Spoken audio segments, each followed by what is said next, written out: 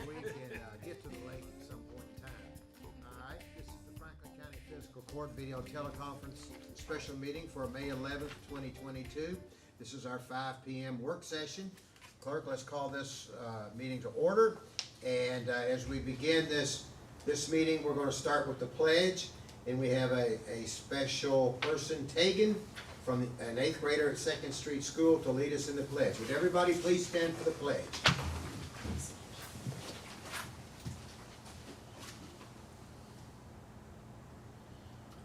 Andrea, we can't hear it.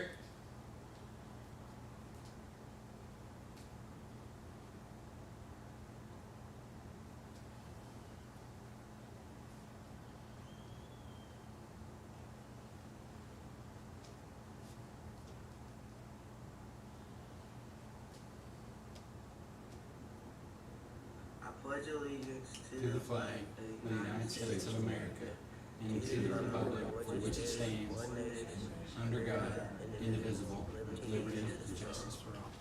Thank you, Tegan. Appreciate you doing that. Thank you. All right. The next item on the agenda is a discussion for Sheriff Choir's request for a change in the law. Sheriff Choir, you on? Yes. He should be on now. Sheriff Choir? Give him a second to unmute. Okay, it says that he's talking, but we cannot hear him. We can't hear you, Sheriff Choir.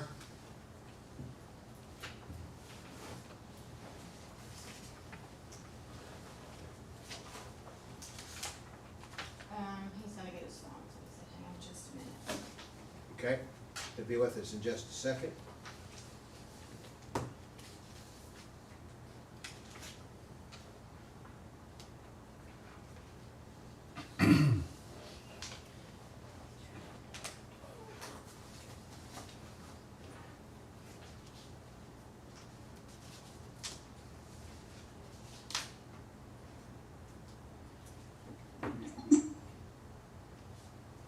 You there, Sheriff? Yeah. That ain't gonna work. I'm on my phone, I turned the computer off, so we should be good. Okay, all right, good, okay. All right, Sheriff, we got a request from you for discussion about 6 electric cars for SROs, $130,000 towards new vehicles in the 22-23 budget. And you're saying that there's a new law out about SRO, so would you go through that with us, the court, and the general public? Well, like we talked about a month or so ago, we're gonna have 3 more now to cover the middle schools and the high schools, so we'll have 3 new deputies that we're gonna need vehicles for, and that will give us a total of 6. I think if you read the law, it says 1 per campus if funded, but nobody knows who or how it's gonna be funded, but we're doing our part by doubling the amount of deputies we'll have in our schools. Okay, now, so the question is, you're asking for 6 brand new cars for the SROs? Well, yes, in theory, you know, we all want to go green and do our part, especially rising fuel costs. So I was looking into the vehicles and I found out that the Bachman dealer that we get the Tahoes from will have these vehicles, about 30 or so, in next month. And he says that if we don't buy them now, we probably won't get them for a year because of demand. But he does have them coming, so I thought it'd be a good time to ask the court to see what y'all thought and see if you could support us. Okay, I guess from the judge's seat, my first question would be, if we're needing new cars for our patrol officers, why will we get 6 new cars for our SROs before the patrol officers? Just a question, just a thought. Well, I'm hoping next year, if we budget the 4 vehicles like normal, we'll be able to cover the road deputies with that. And this would be a separate project, which this should do the schools for probably 10 years because they drive a lot fewer miles than road deputies. Okay. Squire Moore has a question. Am I right, does GM pay to, put a charging point in for these cars? It says on their website, now, I have not asked, a lot of times on state pricing, things are different, but we will be charging at home, and we plan on getting a stage 3 charger office so we can charge them in 30 minutes, and also provide the public with a safe charger. Now, would these stay charged up for the full day for these guys, and what would you do in the, off time with these vehicles? Would they be able to patrol with them or whatever they would be doing? Yeah, they should stay charged up for 6 or 7 days with the amount of miles that we're gonna be driving. But those officers will be doing other things in the summer times. Would these vehicles cover that too? Yes, they'll keep the same vehicle, and like I said, they can actually, once we get to where we can get our station here, we'll be able to charge it in hopefully 30 minutes time. You know, that's the amount of time it takes for a break or doing paperwork or whatever. And what does the school system pay towards vehicles? They actually pay the state rate mileage. So that covers the maintenance and whatever costs that, you know, vehicles have now. Okay, all right, thank you. Squire Blackford? What is the charging cost on a vehicle for a full charge? Around about $6 or so or less compared to, you know, a tank of fuel would be 70 or 80 bucks. So I know you're a numbers guy, you ran the numbers. What would we look like we're saving a year on gas for one vehicle? Probably per deputy, probably $2,500 to $3,000. That's at the current cost. I've got the sheet here says for 6 of them, it would be 190, almost $200,000, 198,930. Are they on state price contract? Yes, they are. What kind of warranty do they have, Sheriff? In the batteries especially? 10-year warranty on the batteries. What about the rest of the vehicle? There's I'm no looking at my- transmission or anything like that? Sorry, I'm looking. The warranty on the car, I believe, is 5 years like all the other vehicles, but the battery warranty is up to 10 years if I remember right. Okay, that's what I was thinking, battery. Squire Tracy? Sheriff, quick question. Obviously we've got 3, we're gonna have 6, the court's already approved that, so, just in general, the 3 cars that you currently have with the SROs, what's the yearly overall maintenance and fuel, total for all 3 cars? Well, I was looking at some of them, and it's hard to answer that because they're in older vehicles. So we're averaging 6,000 to 8,000 per vehicle because, you know, most of those vehicles have 150,000 miles because we've been cycling the older vehicles to those guys because they're not responding to emergency calls. Sheriff, just the other day, I asked you to, because we saw in the paper where the city is, with their, I believe it's their, police department, are looking at, the, enterprise fleet management, which came to us. And we had a discussion about that, several months ago, but the city looks like they're going with it. Have you had a chance to discuss that with, the police chief? The chief and I have not talked about it. The previous chiefs and I have. And of course, we all had those discussions too. I believe they're going with enterprise, if I remember right. But wouldn't it, didn't, one of the reasons they were doing that because they thought they could save money by going that route, isn't that correct?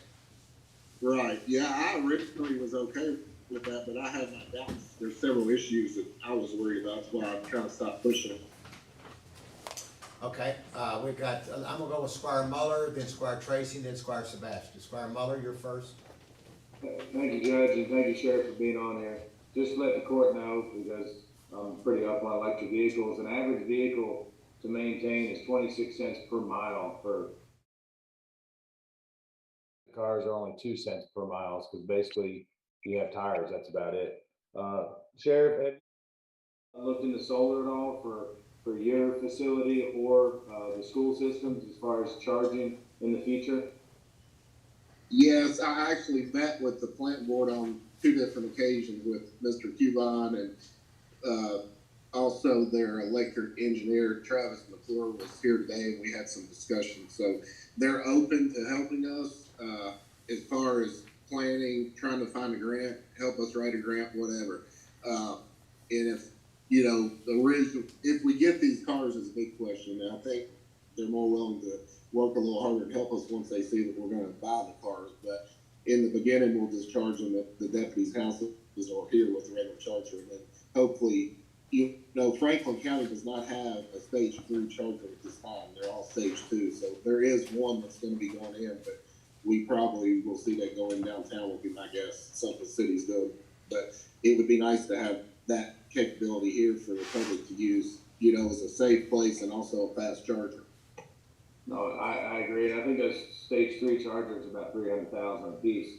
But I do know as long as it's a commercial building, I think usually USDA grant is the one to shoot for, and they usually pay 50% for a commercial building. So yeah, I would love to for Ann or plant board, anybody look into that, because I think that's going to be the way of the future. So thank you, thank you for the good work. Yeah, I think we're on the video conference with the governor this morning, and the governor was talking about there are monies coming up. They're not here yet, but there are monies that are going to be coming available for chargers. It's going to be a few months away, but the legislators as well as part of the federal infrastructure are going to have monies for that. So we will be pursuing that wherever we can. Squire Tracy?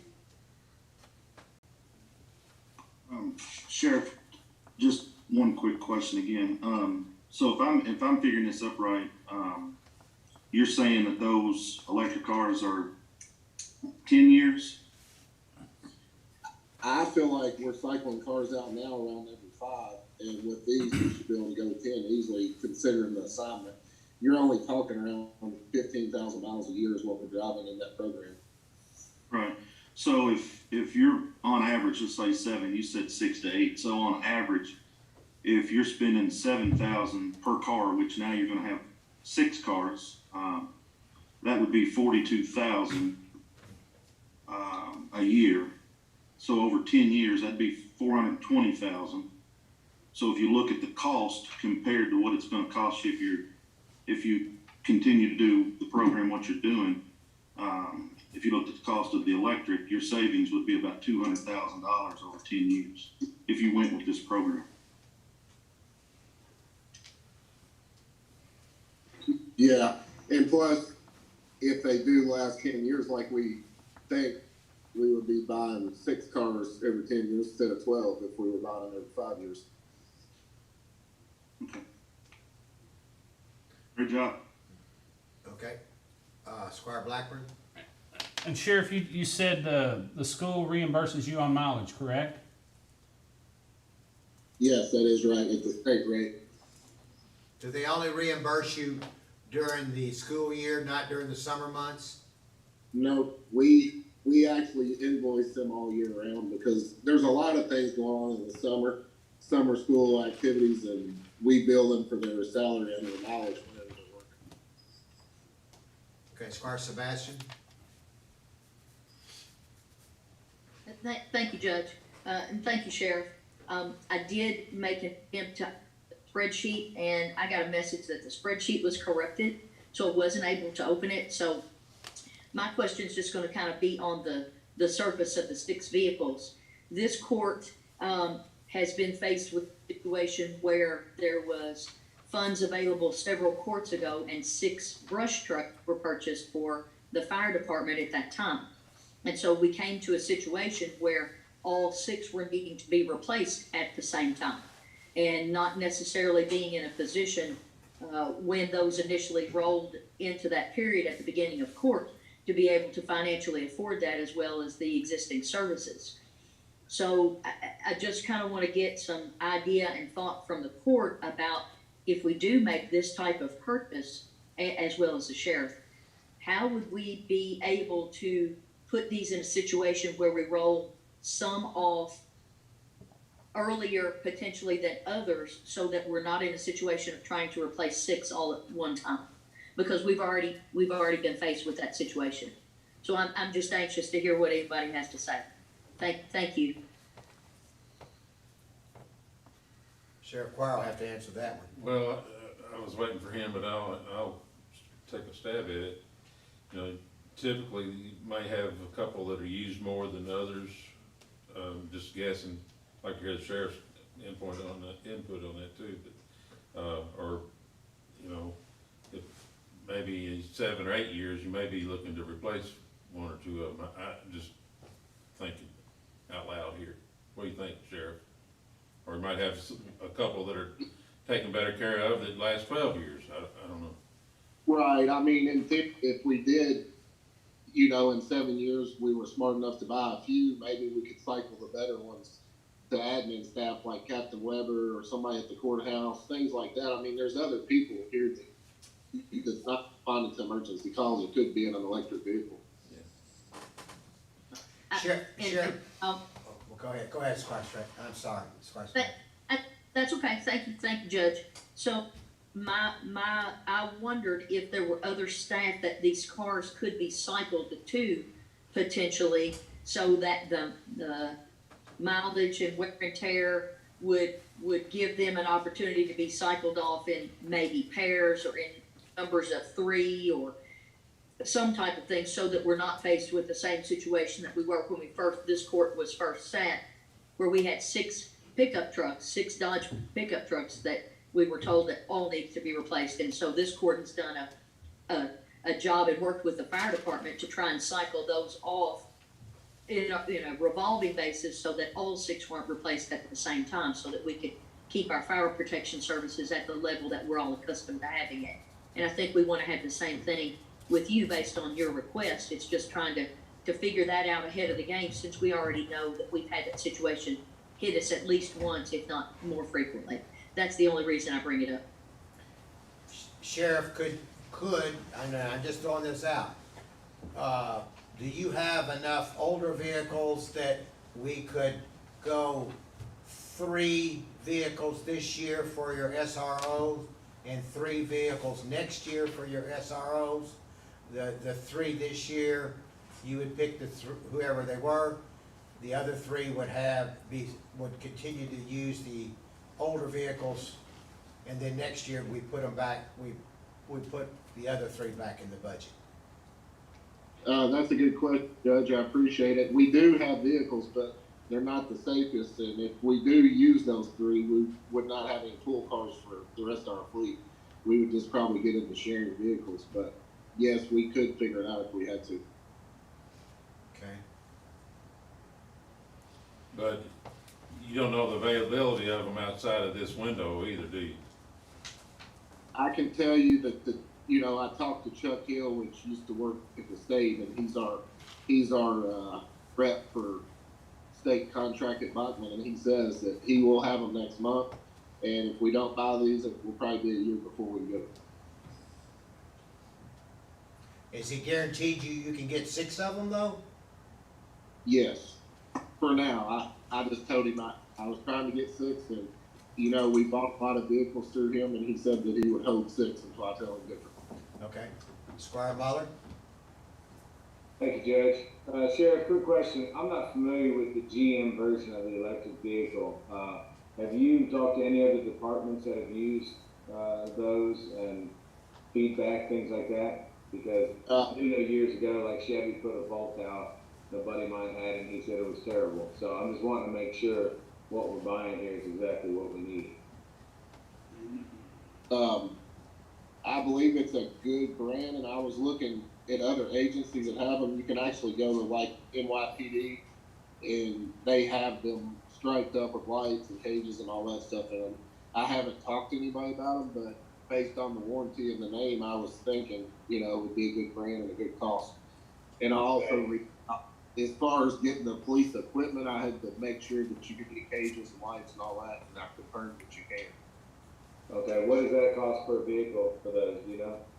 Well, I did not put that in here because I was thinking if we bought the cars through fiscal court money, we'll figure out how to stripe them and upfit them ourselves like we typically do. Okay, thank you. Squire Sebastian? Thank you, Judge. I believe Eric just answered the question I had in regard to if the vehicles are purchased, does this amount that I've seen on the agenda, the 130 for electric cars, and are they actually cars? Let me start there. They're actually a small SUV. Okay, and so, the figure that's on the agenda does that figure include the graphics package, the cages, any of the other safety equipment? And I believe you just said it does not, it's just the purchase of the vehicles. Yes, that's right. I'm figuring a couple thousand per car to upfit, which we'll figure out how to do with drug money or probably vehicle maintenance or something. But these cars will have a very basic upfit. I mean, they're gonna have a radio, cage, probably a light bar and stripes. Okay, and will they, if they are cycled through the department for some other use, can they be put on the road to actually use by road deputies, or do they have to serve some other type of purpose?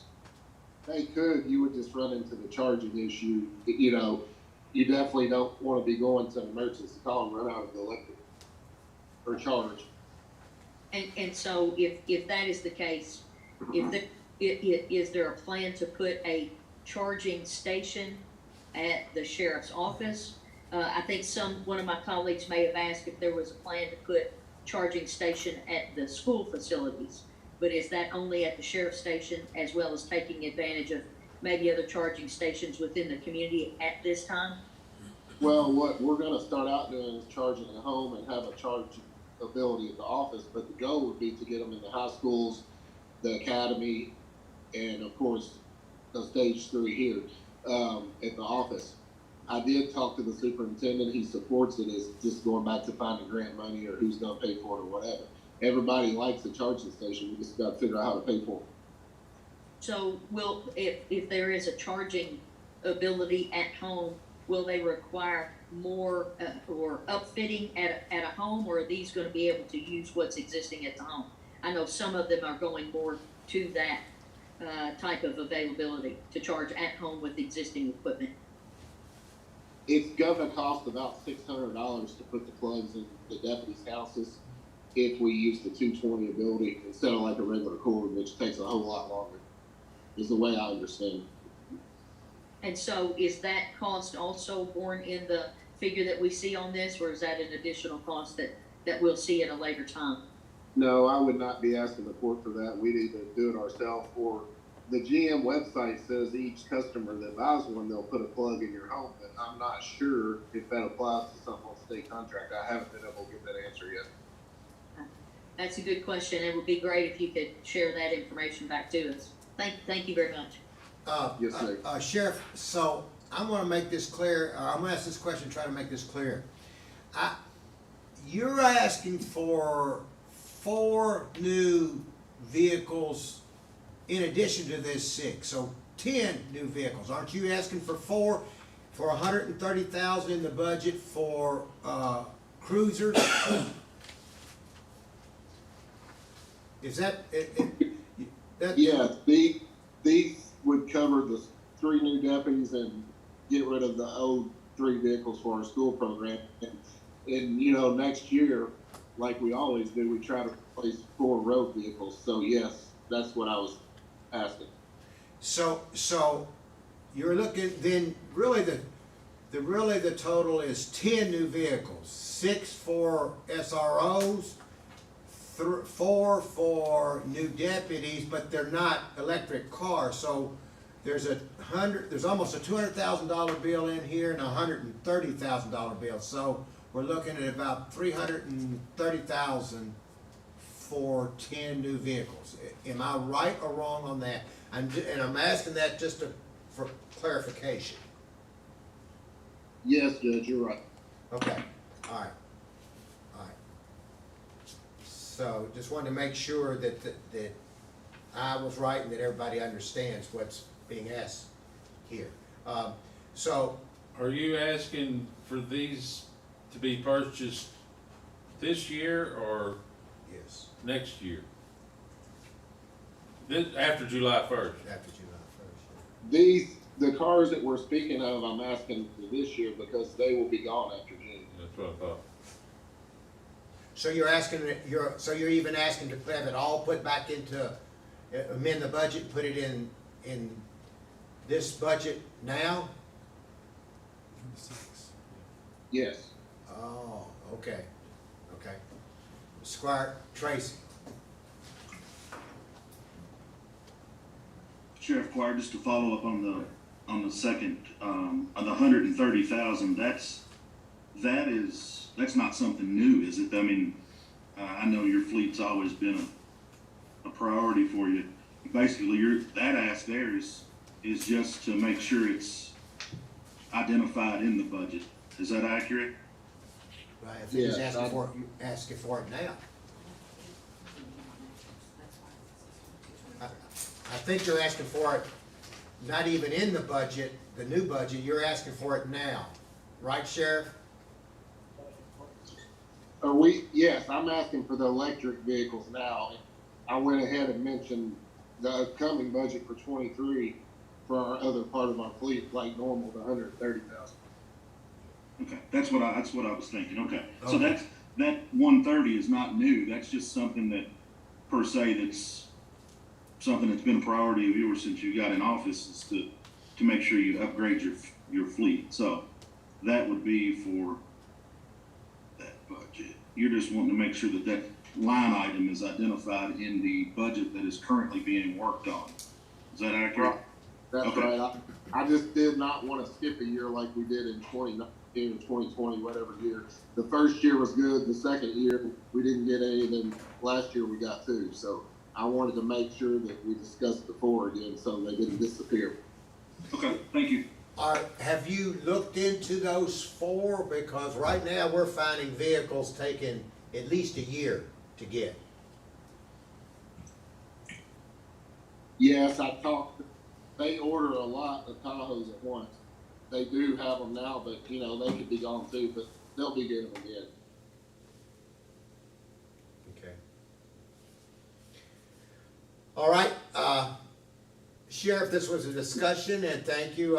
We will have all this information. Susan will have this as a proposal on the 18th as part of the budget process as an addendum to the new budget coming up, I guess.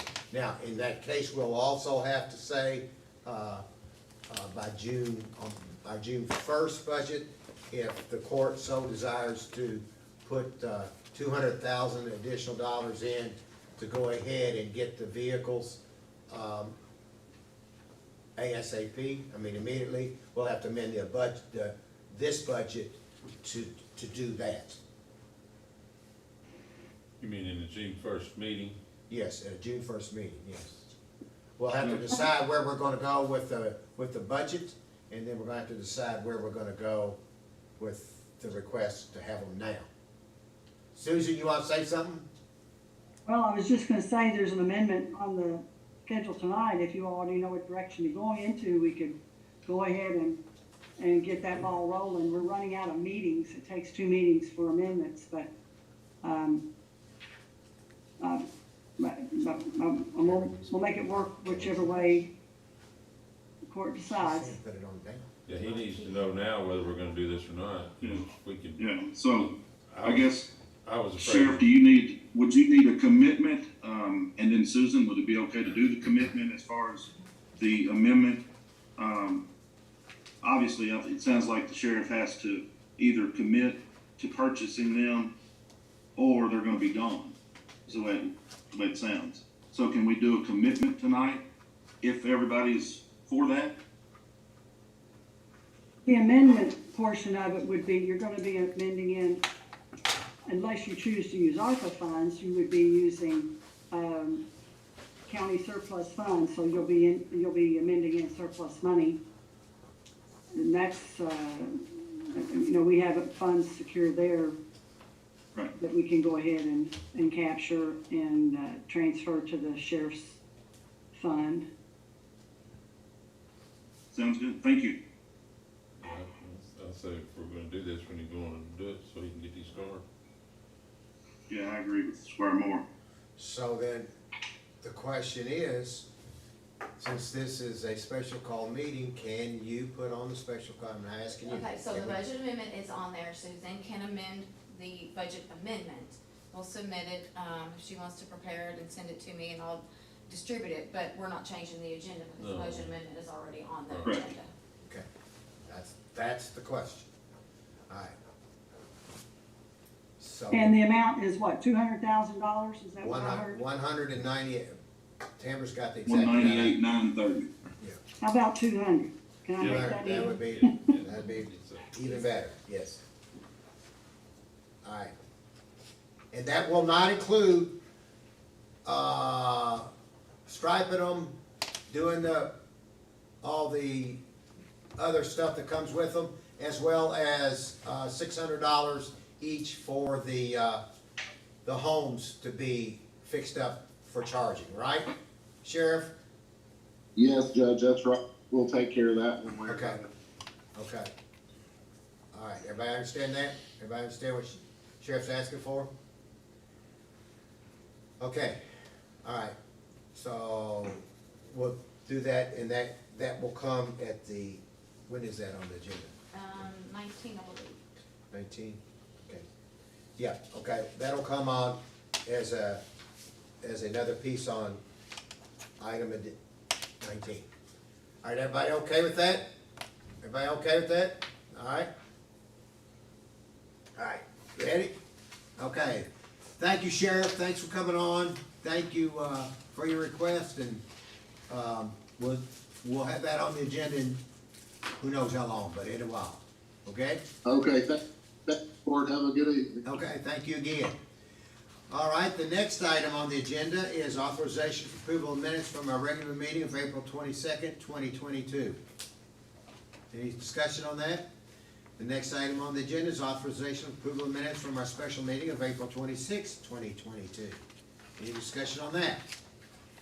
Okay, the next item is Jeff Hancock I don't think He he's. is on his way. Jeff Hancock is on his way. Well, we'll go to the next one is Jeff Hancock. Well, we can talk about that if you'd like, he doesn't need to present that, that's an annual bill that we do every year, we're billed by the state, and we pay 15 cents per bill. We had 56,196 bills, so the amount the county owes is $8,429.40. And like I said, this is an annual item that, we have to pay. Okay. Any questions on, that's item 5. We are skipping item 4 till he gets here. And I guess we'll move on down to a couple other items until he comes in. So I'll hold up on the second reading of an ordinance with Mr. Parsons and Penny Peever. I'm sorry, you all, we're gonna move around because yours is gonna take a little bit longer, so unless you think we should. Yeah, I'm gonna get it, okay. All right, the next item on the agenda will be authorization to approve a sponsorship request up to $5,000. May not be that amount, but up to $5,000 for Military and First Responders Family Appreciation Day at Lakeview Park. We have Kim Atkins here. Kim, welcome, and could you give the court and the general public just a brief overview of what this event's gonna entail? Sure. So I'm Kim Atkins. I'm a Soldier and Family Readiness Specialist on Boone Center. I take care of veterans in the community as well as our current serving members of the military community. The intent of this event on July 9th is to recognize and celebrate those that give the most to our community, our first responders and our military, especially their family members, because they do sacrifice a lot as well.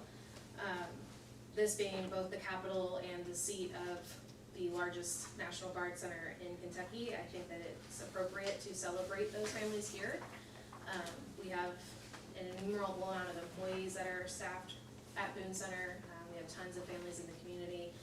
We want to bring in first responder vehicles, as well as military vehicles for staging, so the kids can explore and see what it is their family do for work. We would like to bring in all of the veteran service organizations in the county that support our military and first responders, give them an opportunity to get some face-to-face time with their citizens, because for the last 2 years, there's been a big disconnect with getting services to those veterans. And also, we want to make it a really fun day for the kids, so having children's activities. I've asked the recruiting and retention battalion to bring in their giant obstacle course. The kids can run crazy through it. It is not an event that is closed to the rest of the public, because it is an appreciation day. The focus is, of course, on the military family and first responder families. However, everybody should be able to show their appreciation. So we're not going to bar anybody from attending or participating. We hope to be able to feed the families just something simple like hot dogs and hamburgers from the Cattlemen's Association, and we've gotten quotes from Hoggy's Ice Cream to get a single scoop for the day for the kids that come through.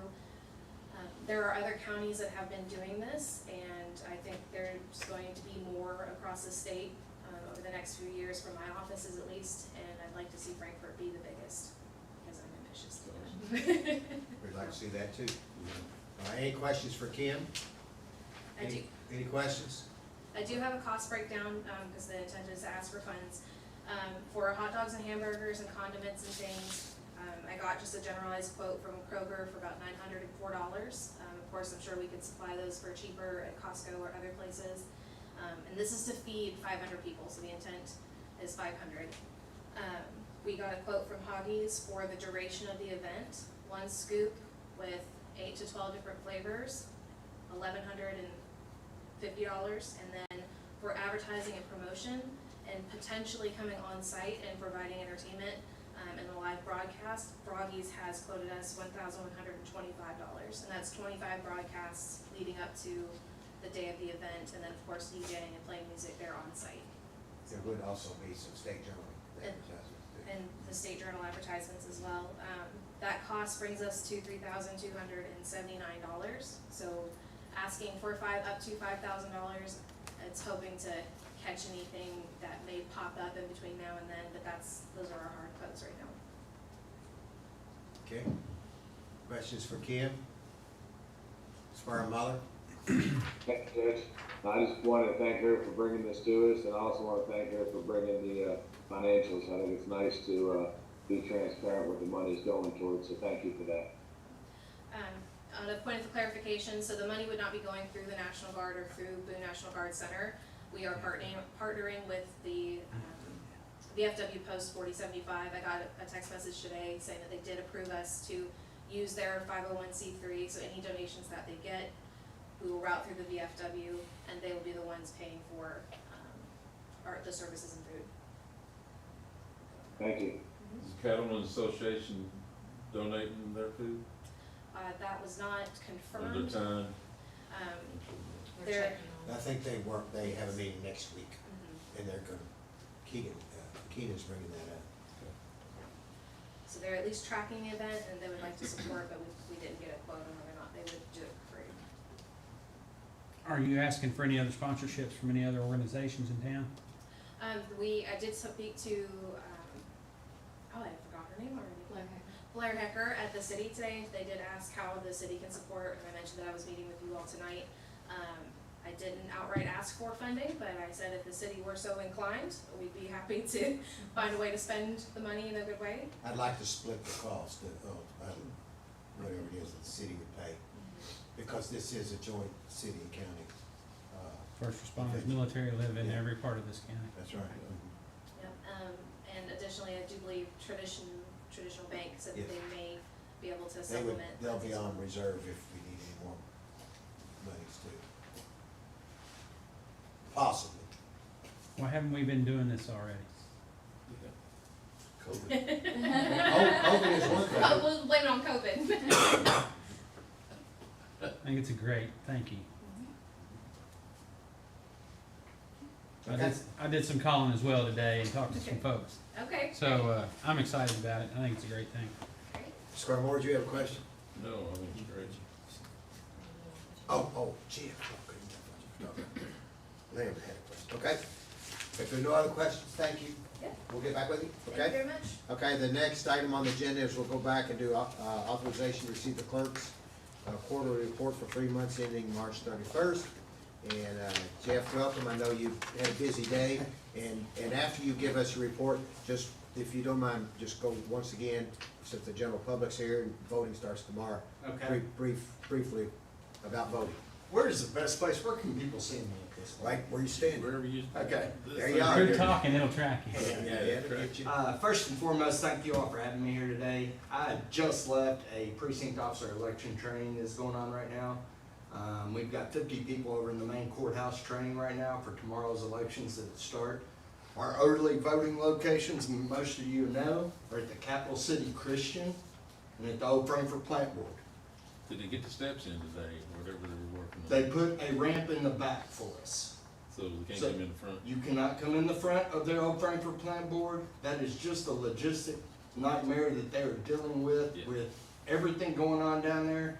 They're trying to get this road done on time, and I'm not giving a PSA for the city, but thank goodness I don't have their problems right this second with that road. So with that being said, they did put a ramp in the back, Lambert.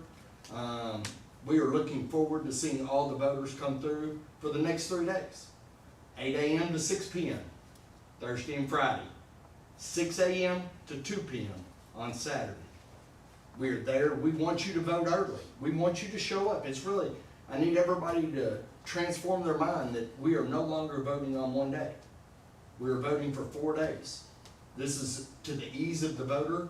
At any of these locations, either of these locations, we have handicap assistance, and we had 6 Frankfort High senior boys that are coming out and working for us, not only at early voting, but the day of election, and they'll be out there with wheelchairs. So if you have somebody that you have concerns on a handicap need, I've got 6 strapping young men that will be glad to help them get in and out. We're proud of this. I don't know how many other counties are offering it, but we're sure glad to be offering it. Awesome. Yeah. So Jeff, well, let's walk through for the general public here. Okay. If you come in, we're gonna go downtown here to the old plant board building. Okay. You walk in, and as a voter, and you don't normally vote there, so you say, are you asked, where do you vote, or just? Now, you're gonna show your ID, guys. Okay. Remember, 574 is a new ID law. I mean, this all started back, COVID, as much as we think brought us no good. It did bring us some good election reform. Mhm. This election reform, you're gonna show an ID, they're gonna look it up in the e-poll book, but it allowed us to have vote centers. It allowed us to vote anywhere, any of the precincts can vote at these locations. This is for the ease of the voter and for us to offer more assistance. They're gonna show their ID, we're gonna scan them in, we're gonna look it up, and then we're gonna print the ballot at those places on demand out of a secure ballot printing facility that's gonna print your ballot for your precinct. We're gonna pull up your precinct code, we're gonna match them. After we do that, a third person looks and makes sure everything matches. They hand you the ballot, you vote it, and then it goes in the machine. Cool. The one thing that I need Franklin County to understand, we had about 40% of all of our voters in Franklin County voted electronically. And they have for years. There is no such thing as electronic voting. You have to have a paper redundant backup. So even if you need the handicap ADA equipment, it's still gonna print you a ballot.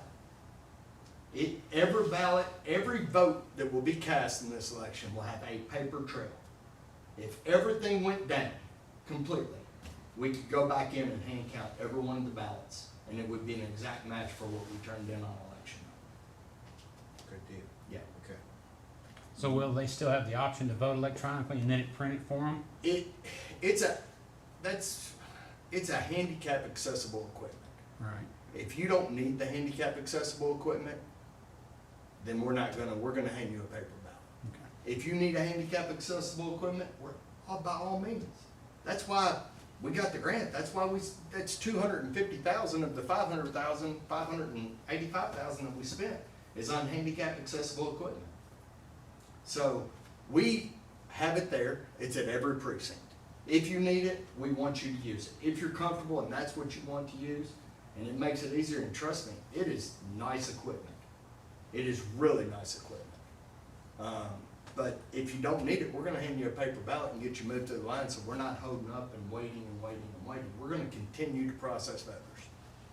And remind people of no voting on Monday. There is absolutely no voting on Monday. That was put back in, it was put back in by legislative base, because we have to have a day to get the final setup done. It has really been, they're changing the rules as we go, and we are fluidly moving as fast as we can. So no extra voting on Monday. No voting at all on Monday. What about absentee voting? Can people, and I'm sure they're doing it, you're coming down and drop a ball, can they drop a ball at either one of these two polls? Nope, just, I have to have it under video surveillance, so Okay. the only drop-off location is at my office Okay. at 315 West Main. Okay. And what's the deadline on that? 6 o'clock election day. 6 o'clock election day, you'll see me standing down there with 2 sets of keys, and then we'll take the whole tub and everything. I'm gonna have Jeremy and Bobby pick it up and put it away as soon as we get the ballots out of it. Okay, any questions on voting? Any questions on voting? The big thing I want everybody to know, remember this, if your voter is confused, and you're dealing with your voters right now, if your voter is confused, on election day, the old plant board and the Capital City Christian are vote centers. If they're confused, don't let them use the excuse that I don't know where to go. Send them to one of those 2 locations. We're gonna get them voted. They can still vote there on Absolutely. Tuesday. On election day, they can go to the Capital City Christian or the Old Frankfort Plant Board. Okay. And guys, I've got 8 people at all these locations. I got people that are out there with wheelchair assistants. We're gonna be out there with lookup pads. We're gonna look your voter up. We're gonna keep them from being agitated. We're gonna look at, if they're ID and they're at Western Hills and they're supposed to be at Collins Lane, we're gonna say, hey, you're supposed to be at Collins Lane. But you got 2 options. You can go to Collins Lane, or you can go downtown to the old plant board, or 3 options. Or you can go out to Capital City Christian. If that's on your way out of town, that's where you wanna go vote, you just can't vote here. Okay. So Jeff, if they show up at a precinct voting location that was in the past, that's not happening, is there gonna be a sign or anything There there? are signs at every one of them. They're already out. If you'll look out front, when you walked in, it said this was a voting precinct. If you are here, you should go to the Oak Frankfort Plant Board or West So there's Ridge signs at Elementary. all the old ones? Every single one of them. Perfect. Yeah, so would you mind going back over the spots on Tuesday where the election, where the voting spots will be? I'd be glad to. Let's break it up by sides of town, because it's easier for me with sides of town. On the west side of town, West Frankfort, you have Western Hills High School, you have West Ridge Elementary, and you have Collins Lane. But you also have the rural location of Ball Knob. Now let me be very clear about Ball Knob. Ball Knob has 2 sets of precincts out in it. Only 2. Ball Knob, St. John's. And I'm sure Lambert can tell you that if anybody else drives out there, they're just going the wrong direction. So that's the only 2 out there, along with the Old Frankfort Plant Board. Gives you 4 on that side of town. On the east side of town, you have Franklin County, you have Peaks Mill Elementary, Hearn, and the Capital City Christian. You also, in the Schweitzer district at the Schweitzer Roofing Club, once again, it only has 2 sets of ballots, Schweitzer and Peaks Mill. But both locations, I want to emphasize this, those are people that are living, those are rural locations for rural people that are not coming to town. That's why we put them back out there. And we're hoping that we get enough interest out there that we can continue to do this. Okay. Sounds good, Jeff. Any questions on voting for Mr. Hancock? All right, thank you very much for that. Very, very informative. Now, you have your quarterly report, You've got a copy of my quarterly report, and I hope Susan's on here, because I'm gonna say something probably gonna make everybody a little nervous. With the changes they're made, our quarterly report's a great quarterly report. It goes fine. But the changes that they made where they're gonna start taking excess fees from us in July, and they're gonna transfer them over into your all's fee, for the recorded document storage fee, is gonna make everything from here on out the rest of this year. It's not gonna be complicated, but it ain't gonna be easy. I knew that one. It is not gonna be easy. I'm already under contract, guys, for Franklin County to be one of the first counties to have everything digitally indexed and recorded. So we're gonna be well ahead of the game, but I'm under contract as the Franklin County clerk because those were fees that we put in our budget. Now our budget changes July 1st and they become your fees, to be held by your fees, but exclusively used for us. I don't know exactly what that looks like. I know that we'll have enough at the point with both sets of fees, but we're navigating water that I've never navigated before. We're navigating water that me and Susan talked about it in the beginning when it comes to election pay. I've got all your election pay based in my budget, but I don't have a source to pay them. So now I need Susan and the court to pay all the election workers and then I'll reimburse. But right now, there are things in this budget that have changed throughout the period of time, and me and Susan didn't even realize them until after the fact, that will change this budget and change what we have to do. At the end, we're gonna have to amend this budget, because you're all gonna get $90,000 that was based on excess fees, that now we're gonna use to pay off the vendor. Now, for future years, we'll be able to work together. We'll be able to find really nice ways to codify your all's documents, to use these storage fees, to do great things for the county. Yeah. What the clerk is saying is, he's been saying all along about the document fees, but the legislature has just enacted this legislation to take effect July 1 for all of this new accounting of the monies. So, if you recall, I think it was about a year ago, the clerk mentioned, I think about $100,000 extra, and he said specifically it was going to be for the, your electronic records, what he's talking about right now. And so we left it in his budget. And now we are, and this is going statewide, and the clerk and I are looking for clarification statewide for some uniform guidance. And Department for Local Government is in fact working on, I think, the administrative regulations, or trying to decipher all of this with other state agencies to give everybody guidance so that we can have some sort of uniformity. But without knowing the exact number, we will not necessarily be having an advanced budget for it. And what the clerk's saying is both the fiscal court and the clerk's budgets will have to be amended in this coming year to account for this new method of big monies exchange back and forth.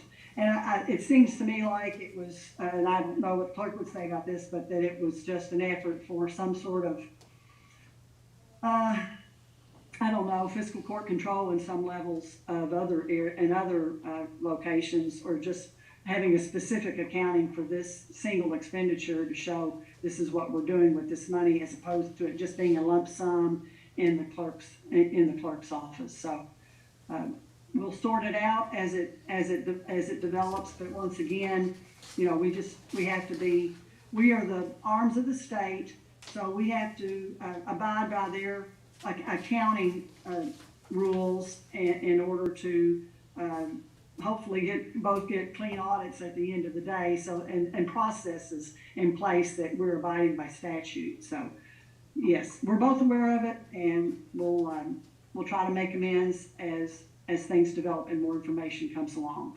So, and what the clerk is saying about the contract that he has with the agency, it may be that there may be progress payments on that contract that may not exactly coincide with revenues. And that's the other part of the area I think we're going to try to work out, is to be sure that we have enough advanced funds, you know, to cover that. But if we don't, we'll be reflecting all of this in the clerk's fund. And again, it will be singled out in line items where it can be monitored and transparent in that regard. Okay, thank you, Susan. Jeff, anything else? No, I hope that doesn't fog you up what we're showing here. in the quarterly report. I'm always trying to stay ahead of where we're at. I'm always trying to make sure everybody knows what we're going into, what we're looking at, what we're looking forward to, and the transparency of when you see $463,000 in excess fees, it would show that I'm so far ahead. We haven't paid for any elections.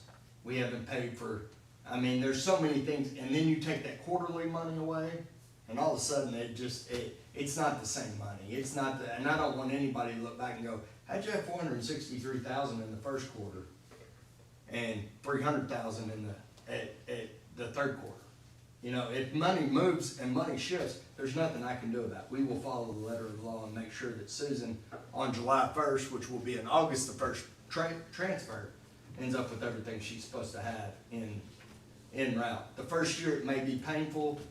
By the end of regardless, there'll still be enough in my excess fees to cover whatever that base will be. But what I'm saying, in the first year it may be uncomfortable. By year 2, we should have no problems with it. The codification piece is really through you though, right? Are you the one that, and then we're just the conduit to pay for it? Is that how this goes? Yeah, but what I'm saying is you can codify, we can use that for any record retention. Well, you can use it for the our county. fiscal court records. Yes. Not just your. Right, I can use it for countywide record retention. Okay. So we can make sure that we're using that money wisely to help you all if needed once we get to that point. Okay. All right. Any questions for Jeff? Any questions? All right, Mr. County Clerk. Thank you, guys. Thank you. Oh, hold on, one more thing. Because I'm wearing this beautiful red shirt that it took me a little to get on. It was tough to get on. I must announce that my daughter, which is 18 years old, is going to the University of Louisville. Well, good for her. In August, and that's why I'm wearing this beautiful red shirt. You're gonna be indebted to the University of Louisville. That's right. When my daughter went, I found a blue U of L shirt on the internet. So I'm just saying they're out I there. can borrow that from you. Yeah, yeah. Thanks, guys. All right, thank you, Jeff. Congratulations to your daughter. Thank you, guys. All right. Now, I think we have on Mr. Parsons, Mr. Woodall, Casey Bolton, Renee Brewer, and Penny Peever. Let's go. I see. I don't see everybody. It's hard for me to see. Penny, can you help me? Who's on to talk about the second reading of an ordinance approving the execution of a TIF or Yes. local development area? Thank you. Thank you, Deal with Judge. addicts. We have Renee Brewer, who is the project manager for Don Parsons. We have Austin and Casey. We have Austin Arnold and Casey Bolton from Commonwealth Economics. We also have Mr. Schutt from the Woodall, representing John Woodall from the McBrayer firm. We have Jim Parsons, who is providing legal services for the city in this, and was here to answer some questions, no relation to Mr. Don Parsons, the property owner. We also have Rob Dowler here from HMB. At the last reading, there were some questions unrelated to this tax agreement, but related to engineering at the site. And so Mr. Dowler is here today as well. So we are all here, and also Laura Hegg, our city manager, is here, although she does have to leave very shortly for another meeting. Okay, this is a second reading and discussion at the moment for any of the people. Let's see, Penny, would you mind just giving a brief overview of this project, or have someone do that for our general public? Sure, I'd be happy to, Judge. The request is for the county to join the city in a 50% abatement of taxes. Property, this is a local TIF. This is a local property tax and occupational tax TIF. So we're asking you to join the city, who has already approved a 50% abatement of up to $12 million in refunds to the developer for critical infrastructure items that are necessary in order to make this $150 million commercial development go. This is a commercial development at the corner of Interstate 64, the ramp there, and US 127. It's on 100 acres of property that Mr. Don Parsons has owned since 1986. When he bought it, it was zoned commercial. He has not been able to develop it in that time due to a variety of access issues and that he has faced here, but has stuck with it, and has a development plan and the site marketing from Robert Schwartz at CBRE in Louisville. The anticipated site layout, which is in your packet and an attachment to this agreement, shows new retail, multifamily, market rate multifamily, as well as large scale and small scale retail, full service and limited restaurants, and these are all intended to be merchandisers who are new to the Frankfurt market. So we had some questions last time about were there other infill locations. This in fact is an infill location because it is adjacent to Franklin Square, the administrative office of the courts, Kroger, connected by Westridge Drive, etc. But there was a question last time about could any of these large-scale retailers, go to infill sites, and the answer to that was really that the size that is projected is too large for any of those locations, and this is a particular area of town with some strong traffic counts and lots of what I would call magnet retailers in the area, such as Walmart and Lowe's. So we'd be happy to entertain any questions about the agreement that you're reviewing tonight about the development. We've got the whole team here, and we stand ready to take your questions. Penny, could you remind the court, or just maybe explain to them that we did replace 2 pages in the agreement? Yes, I'd like to ask Mr. Jim Parsons to do that, to make sure that I do it justice. I'd be happy to do it, but I am not a lawyer, so we do have Jim Parsons here. Would you care to express that, Mr. Parsons? Yeah, I'm not sure my system's working correctly here, but we can hear you. Okay, good. My camera's not working, but based upon the discussion last meeting of the court, where there was a question on whether the public road entrance was actually public or private, the developer represented that was going to be public. Public. So C and Exhibit D to the local participation agreement has been changed to indicate that public road access has been changed. Other than that, the agreement is the same as what you've reviewed the last meeting. But those 2 exhibits have been changed. They were also changed when the city approved its version of the local participation agreement at the end of April. Mr. Parsons, when does this agreement go into place? It's a dated May 1st, 2022, but the activation date can be later, depending upon the city working with the developer as when the appropriate activation date will be. The activation date is normally within 2 years, but it can be up to 4 years after the incentive agreement is in place. After the date of the agreement. So the maximum outside date of activation will be May 1st of 2026. Okay. Squire Blackburn, you had your hand up? I did. I know I've had a lot of questions from community members. Everybody's concerned about drainage and from a new development. I was satisfied, more than satisfied from the explanations that I got on the last time, but I would like, I know Rob Dowler's on here tonight.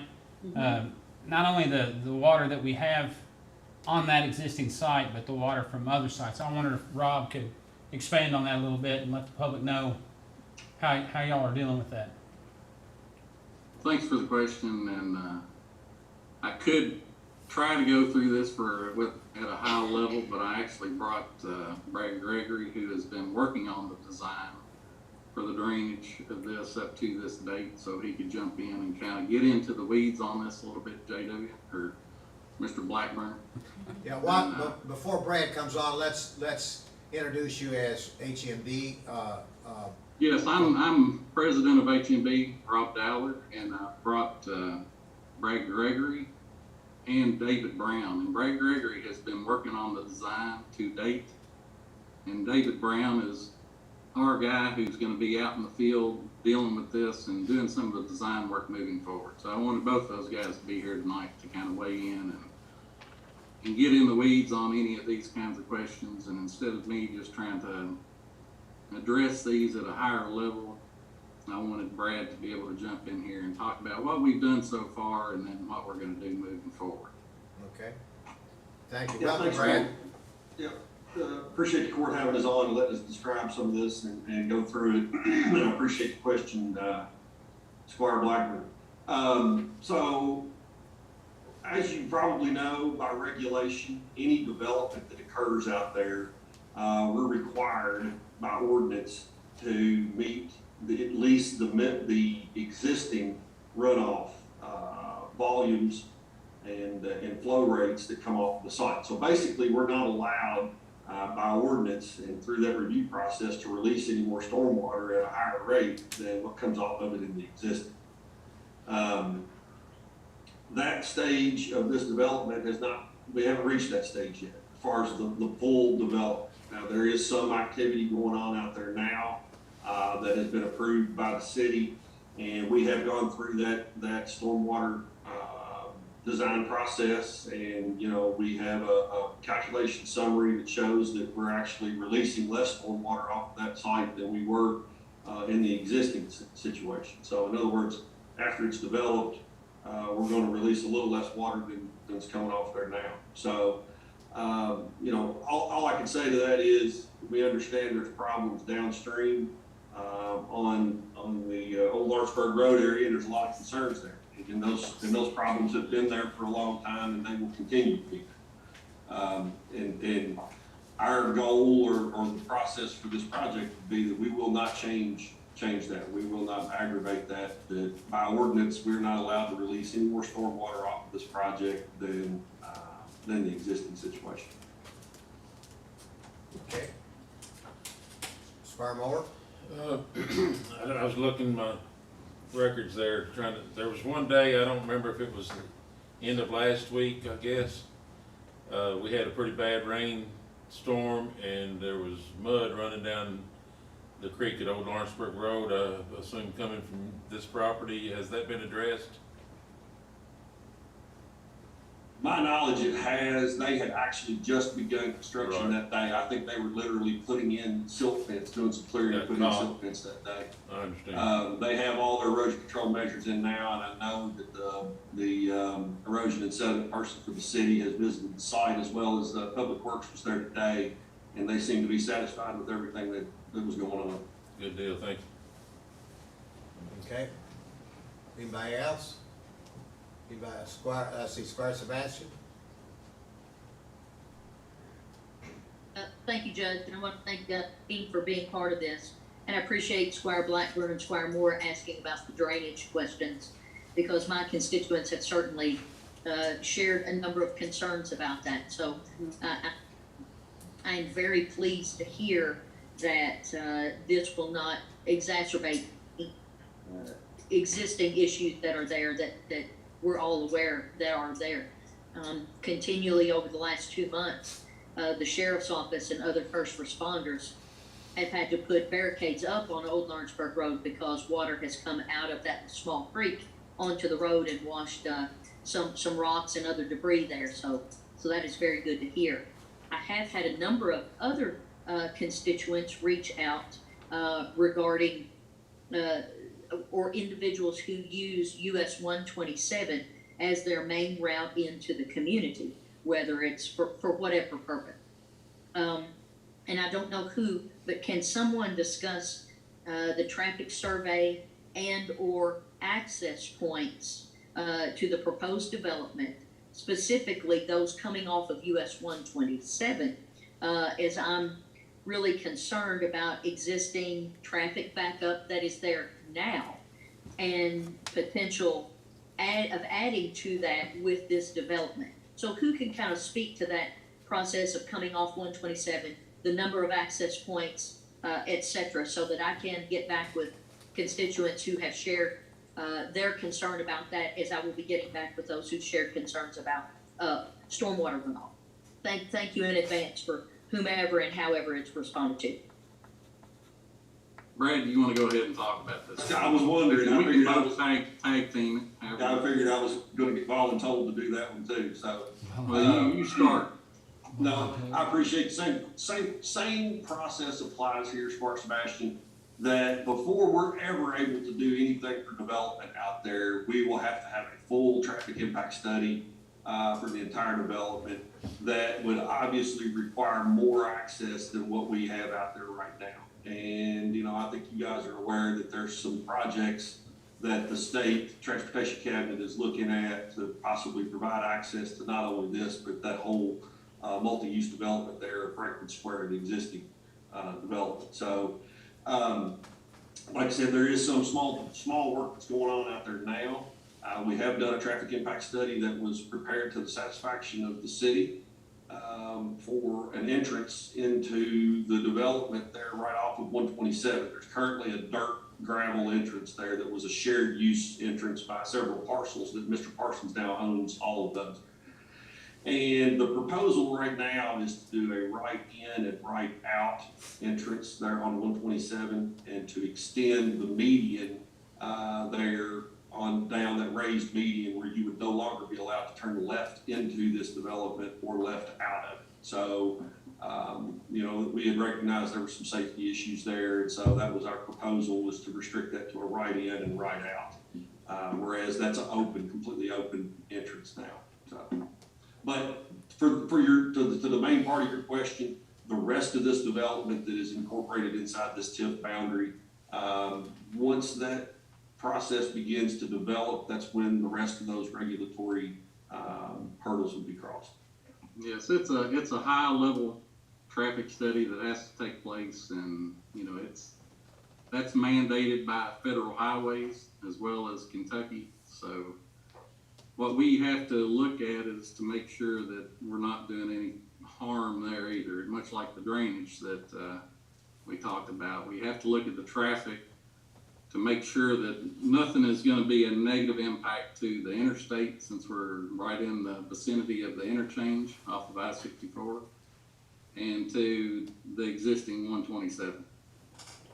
You know, we have our ideas of what this can look like if, you know, the route that's in the state's plan were to move forward, that a slip ramp coming off of the existing ramp could pull some traffic that would otherwise have to get out on 127 off of 127 and maybe improve that. But again, we have to do that traffic study up front to be able to talk any specifics on that.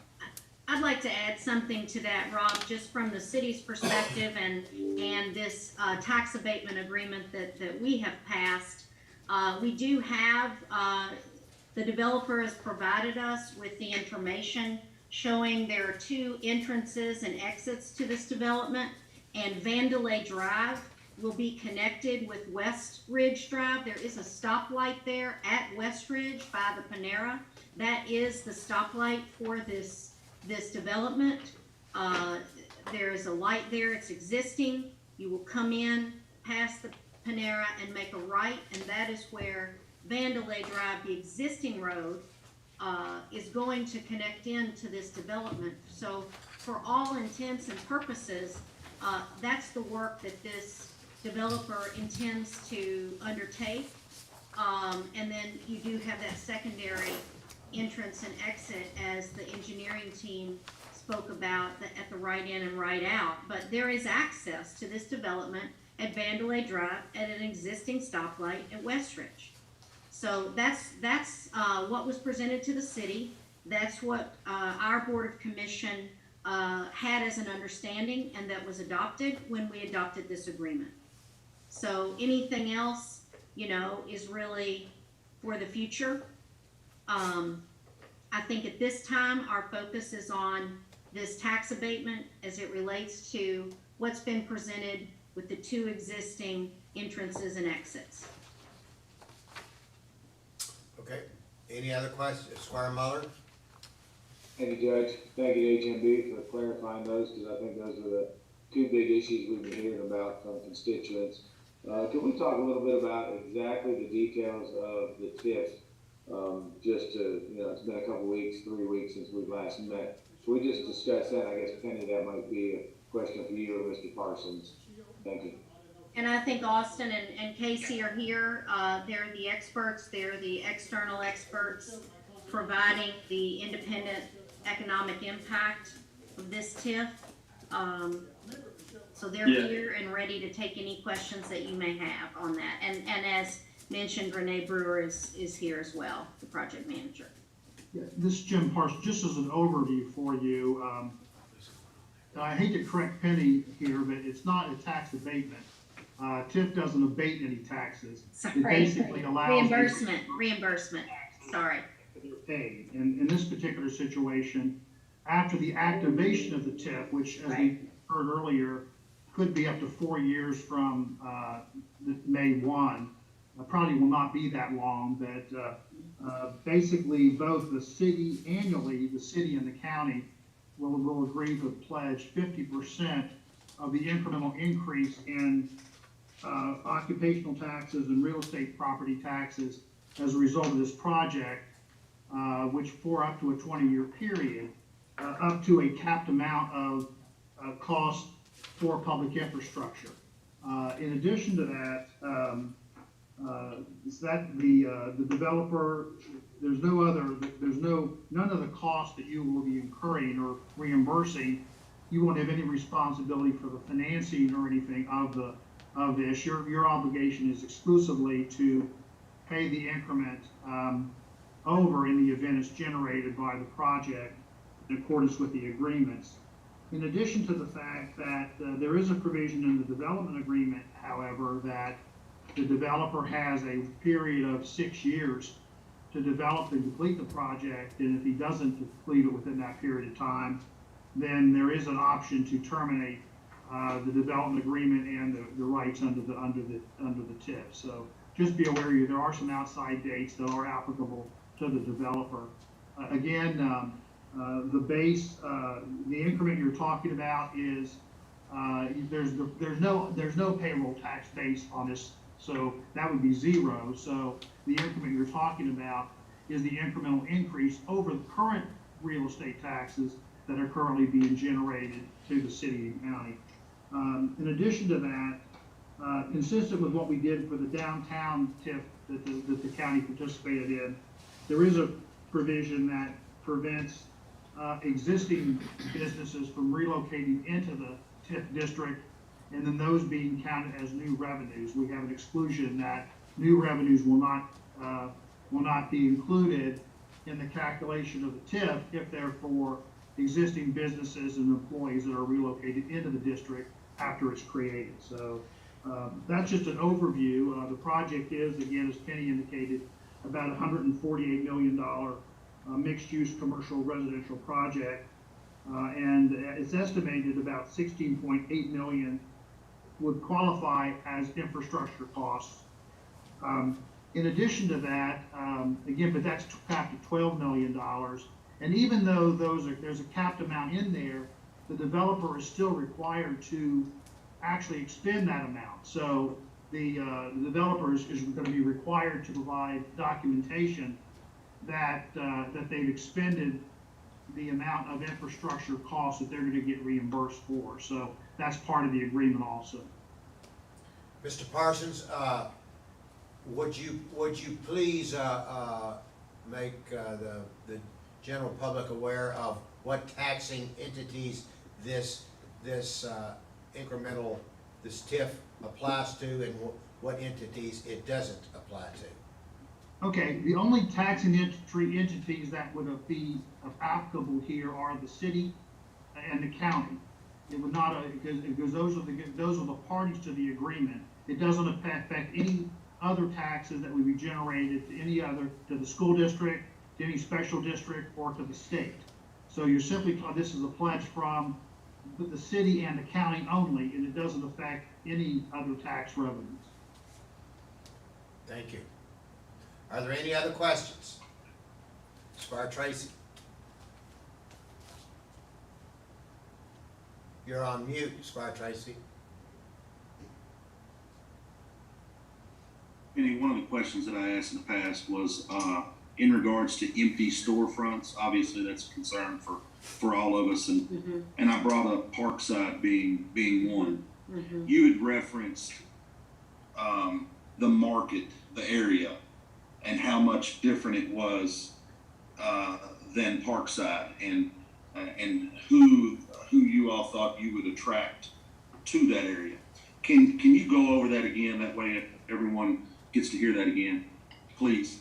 What I can say is that what we feel related to where we are with empty storefronts now, post-COVID, is that the retail market is still equalizing post-COVID. You have many stores which heretofore had a strong retail presence, shifting their business model during COVID quickly to online, and you see a lot of those stores, and many of those openings at Parkside are stores which just no longer have a brick and mortar presence. They have more of an online presence. And so what we see in our research about kind of where we're headed in the commercial real estate market is that there's still an equalization that's taking place. So I personally look for those storefronts to fill at Parkside, and I believe that the retailers that this team, that Robert Schwartz at CBRE Louisville, and this development team are recruiting, they're new to Frankfort, they're not here in the market, and they want to be on the west side because of the adjacencies of Lowe's and Walmart, the immediate spatial adjacencies. And so they're looking for new buildings, they're looking for purpose-built buildings for their purpose, for the two big boxes. And you're seeing these groups of retailers that, move together within shopping center developments. And we all, as we travel in our lives and go around other communities, you see those clusters of retailers that often co-locate. And so I personally believe that we're going to see some equalization in the next 18 to 24 months in commercial retail. We have vacancies, but I believe there are folks working to mitigate that. And I think the position is strong. Frankfort has never been hotter. We've never welcomed more bourbon tourists than we did over COVID. So I'm bullish on these opportunities. Does that answer your question? Yes, ma'am, it does.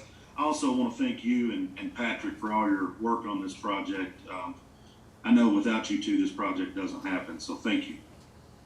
Well, we're excited to see something happen there. As I mentioned the last time I was together with you, it was zoned commercial when I was in high school, and I'm about to turn 54, so it's been ready for a while.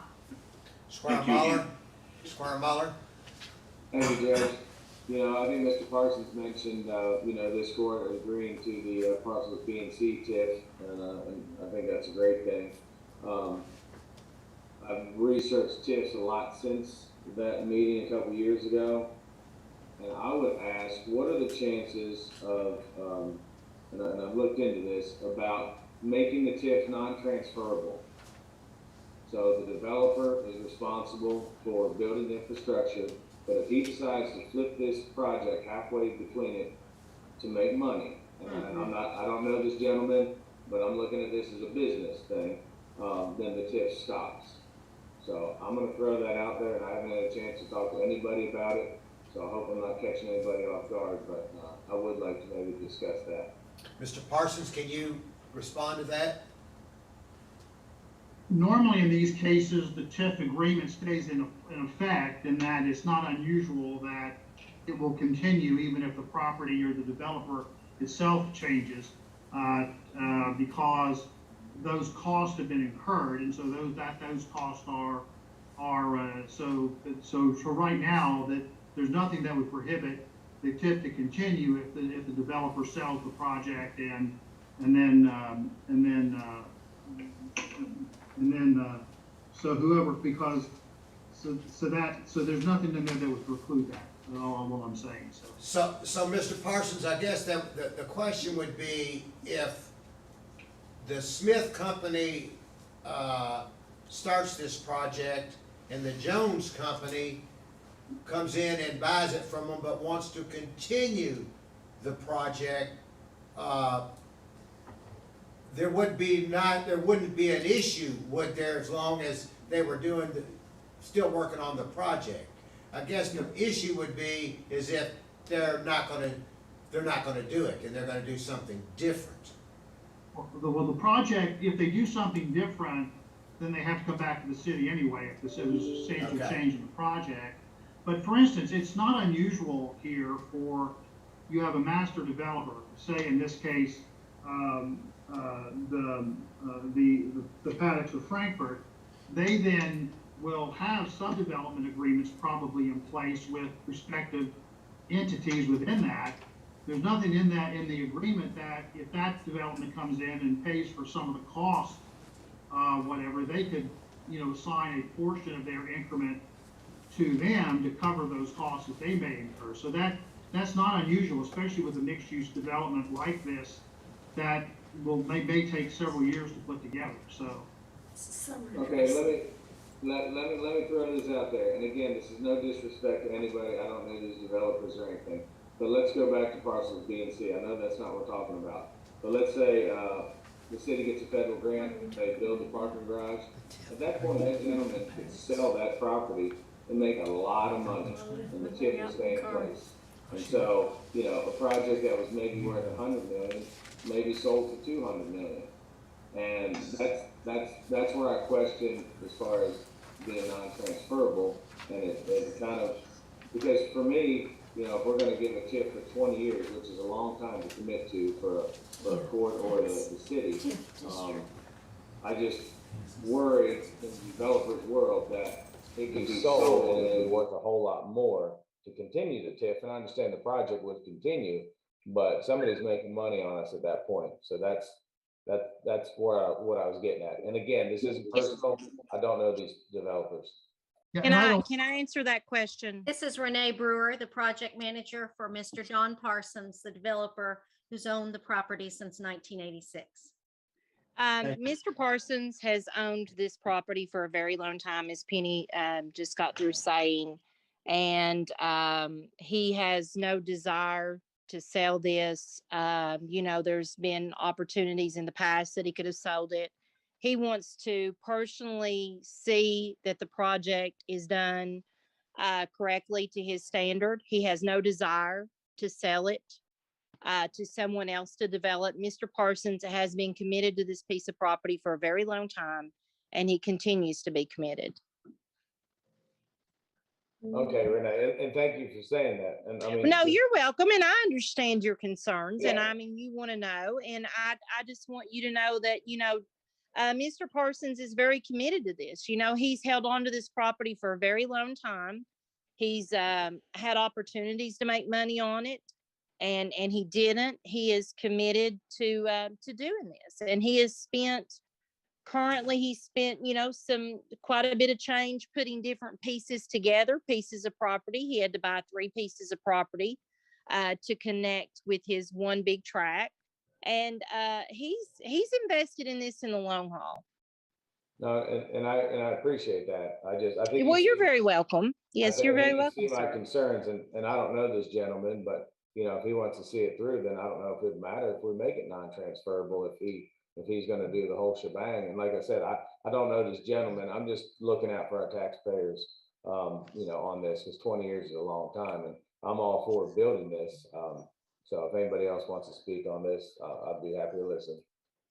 I would like to. the TIF would transfer to every store in this place, so I don't see how we can put any restrictions on it, because if a widget salesman builds a place there, they're gonna be included in the TIF. If a restaurant builds, they're included in the TIF. Everyone in here is gonna be included in this TIF, am I right? Mr. Parsons? You could make it non-transferable. There's a difference there, Squire, on that point. All those businesses in the TIF would be paying taxes, and therefore a portion of their taxes would be part of the increment. But they wouldn't be entitled necessarily to a benefit from the TIF unless they themselves had expended some of the infrastructure that is intended to be reimbursed by the agreement. So now the other aspect about this is that and this is really more of an issue between the developer and the city and county on this point. But even if the project was later sold, if the project was developed, you're getting exactly what you paid for relative to that. And so in addition to that, later you still have these caps and things like that would come into play. So even if the project was sold, and as long as it will cap out once the increment has been generated. So for instance, one of the things that would happen is if the project was sold and if it generated a lot more value, say the real estate value on the sale was so much more, your increment's going to increase too, which then will get you to the cap a lot sooner. So just be aware of that. Again, it's not the court can do what it wants on this particular point, subject to what the developer is able to do. But the way it's drafted is not unusual for these type of agreements. And I think it's important to add, Jim Parsons, that the TIF applies to the public infrastructure expenditures for this project, the property entrance, the access road, the US 127 improvements, the Vandalay Drive extension, the utility provisions, the site grading, and the parking. So these are investments which this developer is making at the outset of the project to make it ready for development. So the reimbursement, as I understand it, and Mr. Parsons, please correct me if I'm wrong, is to the developer who has expended these funds. And as Jim Parsons said, it's only up to the infrastructure cost, and it's 50% of the new incremental tax revenues the city and the county receive. So it's very limited in scope as to what is requested and what is essentially a part of the TIF agreement. So, Mr. Parsons, on that, if the cap is 16 million, I think that's what I heard you say, is that would the eligible costs are 16 plus million. The cap is 12 million. Cap is 12. The cap is 12. Yeah. So all of this is going to have to be upfront cost because it's infrastructure before it would be worth anything to be sold in the first place, right? And it's his money. Yeah, exactly. Squire Tracy?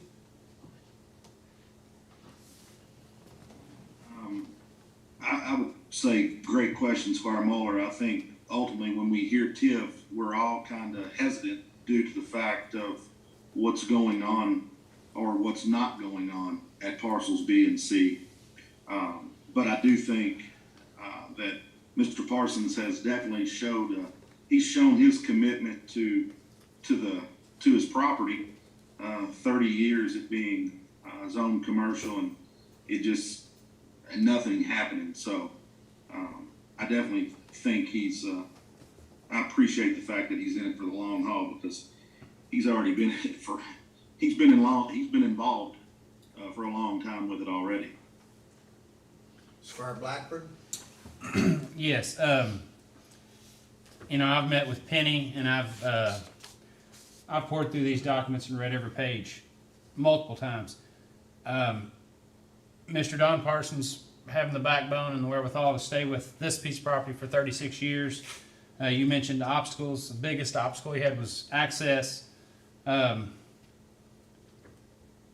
kind of got a reputation for things like that. Penny, what do you think? You know, you haven't been working very long in this role, and a lot of things have been happening.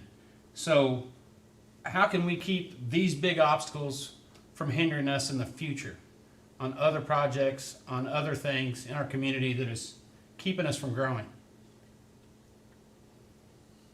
Well, I think that's a good question, Squire Blackburn. You know, Frankfurt is such an interesting place, and being from here and it being my home, you know, it has an incredible history, but it's always been forward looking. It's always been a mixing town because of the state capitol, because of the river.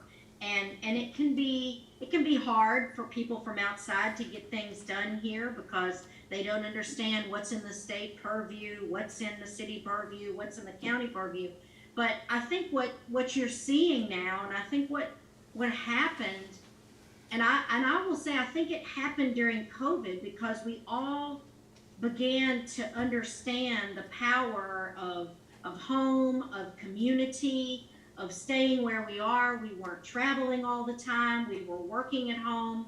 We were talking to our neighbors. I think we've begun to see the power in working together. And I will say that we have a mayor and a board of commission that I think wants to work together with the county. And I think my experience has been that all of you want to work together. So that is the key. You know, you've got to have a city that people want to visit is a city that is a great place to live. We have some incredible livability here. We've got wonderful outdoor activities. We've got bourbon country tourism. We've got lots of locally owned restaurants with different ethnicities and a lot of choice. And so I think now people recognize that the world is changing. What there is to do, and particularly in Kentucky, is visit towns and enjoy what the local culture has to offer. And so this is one of those lifestyle projects. You know, this is not a factory. This is a place where if you are a Frankfurtonian, you can come and you can get something that you know is going to be the same in whatever community you go to. If you're a traveler, you can pop into XYZ, an interstate restaurant and get the same quality, and then you discover Frankfurt, you know, and when you're looking for a unique Frankfurt opportunity, we have that for you. So this gives us a balance, I think. And I think to answer your question directly, I believe this moment is a moment when our elected officials want to work together. I see that from all of you, and I think that's what makes right now different. And I think you have people that have been working very hard at that for many, many years before I got back home. But what I see is that now is the moment, and the tide is turning. People want to work together to see the good things about Frankfurt preserved and the opportunities to grow seized, and to do that as a team. So I hope that answers your question, Squire Blackburn. Thank you so much. All right, anything else? Anything else on this? All right. Okay, thank you, all of you, HMB and everyone. Thanks to your presentation. Penny, this comes on our agenda. You know, this is the work session, and then in just a bit we'll go into the voting session. We'll be back in touch, and I'm sure there'll be some documents that we'll need to sign and move it forward. But most importantly, thanks for your great comments about working together. It is important that we do that. And this is one good piece of a project that is going to help our community move forward. So thank you. All right? Thank you all. Okay. The next item on the agenda is, I'm going to skip down and we're going to do this piece first, and that will be authorization to approve a resolution authorizing the approval of the Franklin County City of Frankfurt Hazard Mitigation Plan measures and goals and objectives as the official hazard mitigation plan, measures and goals and objectives of the County of Franklin. And Mr. Logan Hart is here, and as well as Tommy Russell to talk about. Tommy, I'll let you lead on the importance of this plan. Thank you, Judge. What it does for us. Thought you meant you were gonna skip over us again. I had enough of that, I know, we're ready to get out of here. So let me say to you all, Bluegrass Ad does us a tremendous favor, when they put all the effort and energy into, preparing or gathering the data for a hazard mitigation plan. We met several times over the last year or so many months, with Mr. Hart and his crew, to put together a hazard mitigation plan, and it is as much documentation of detail for logistical data, for demographic data, for everything else that goes on in the county. It's really, when you go down through there, we rate natural disasters along with everything else to see what's the most common and what happens the most in Franklin County. I will say this is the second 5-year term on a 5-year part of this. Before that, they did it every 5 years, but the plan was not specific to the county. So 10 years ago, when we're looking at that plan, it's a document this thick, might have 1 page that referenced Franklin County. Now I've got a document, what'd you say it was, not 100 pages? 4 pages. I mean? 124. 124 pages specific to Franklin County. So it's a great, quick reference for everybody here, especially emergency management, when I can look in and see, hey, what is the procedure for what's the occurrence of storms and travel of tornado paths and floods, and what was this flooding event and how high did it get and all that kind of stuff. So all of that is in there, and it fits right along beside our emergency operations plan. So this resolution is, I asked Logan, what have you been doing? He said, I've been typing a lot. And now this plan has been approved by FEMA, which if we're gonna gather FEMA dollars for any hazard mitigation plan, we have to have this approved. So that's kind of where we stand today. This in the end will bring us money and make it easier to get FEMA approval for any plan we put forward. Yep, one thing I'll add, so the plan has a section specifically for projects for Franklin County. And the plan is designed to be amended within the 5 years between the updates. So even though you all may approve the plan today, it's not something that's stuck in place. If you all have a project that you know that you all want to pursue in a year or two, that's something that you can add to the plan. And doing that is really important because FEMA, when they go to rate projects based on how important they are to their communities, they take a look at your hazard mitigation plan and see if it's on there and how it fits. So, for example, being on the Kentucky River, flooding would be the highest priority, the highest problem hazard for Franklin County. So, if they're looking at a county or 2 projects and one county doesn't have a river, doesn't really have a significant flooding problem, Franklin County does, they'd be more likely to approve the plan or the project for Franklin County. So, yeah, the one good thing is we do not have to bring the hazard mitigation plan before the board. If we make changes to it, the resolution will take care of that, and it's got maintenance in there, written in there for the plan. We will do it again in 5 years, and if it comes out that we had 22 tornadoes as opposed to 2 floods, then tornadoes will be our biggest problem then. But that's what the plan's built around, and they do us a wonderful service. They do me a wonderful service. Let me tell you all that.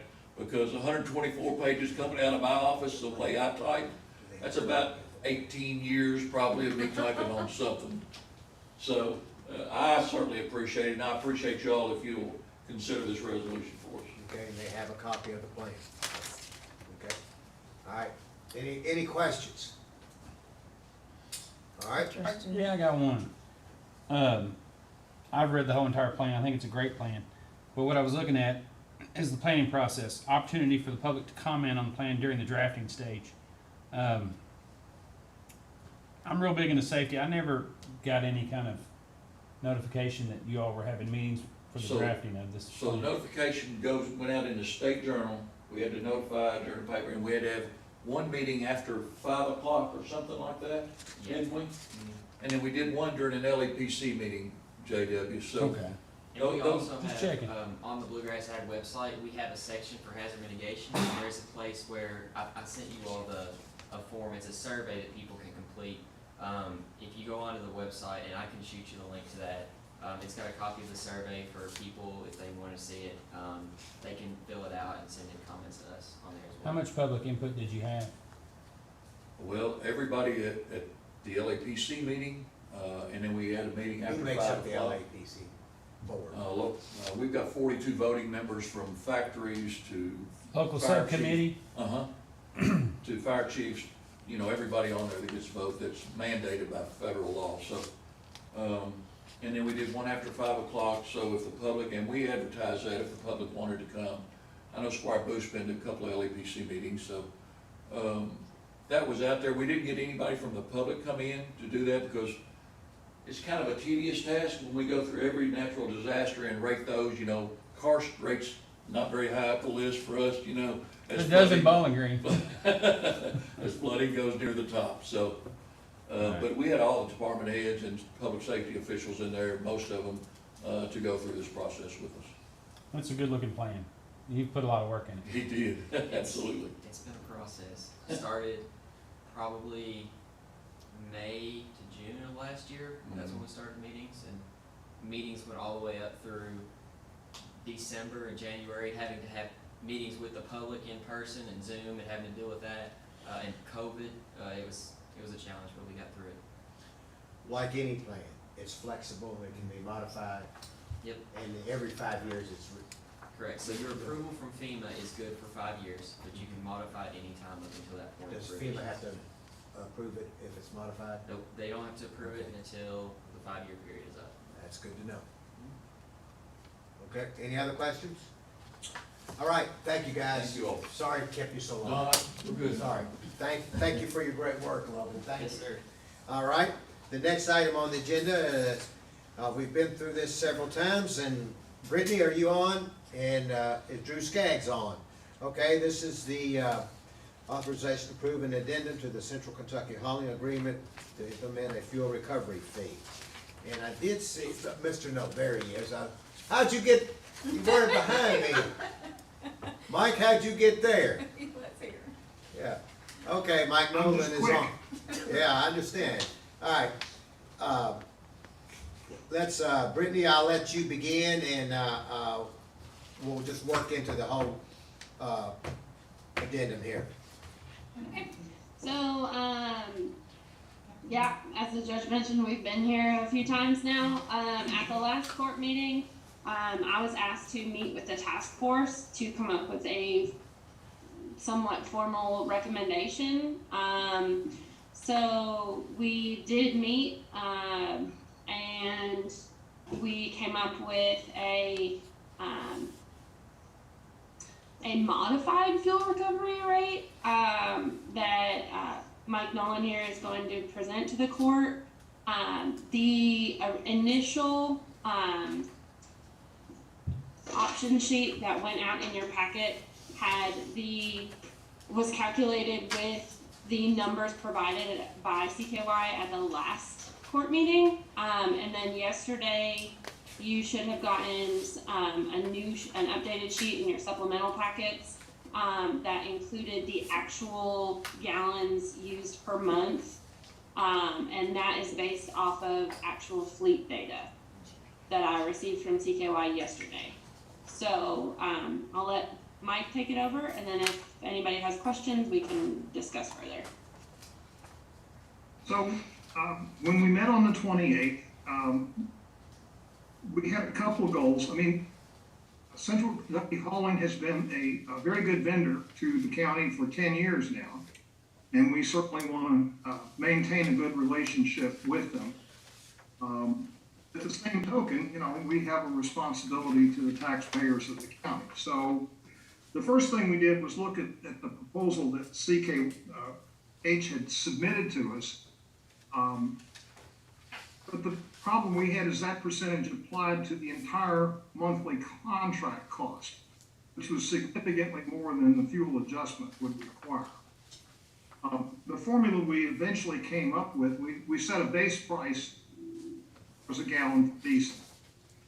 And we suggested then that we would take the difference between the monthly price as put together by the Department of Energy and subtract $3 from it and multiply that times the number of gallons that CKH had used in the previous month. So for example, in the figures that the court got the last time, that would have worked out to about roughly $6,000 or $7,000 a month.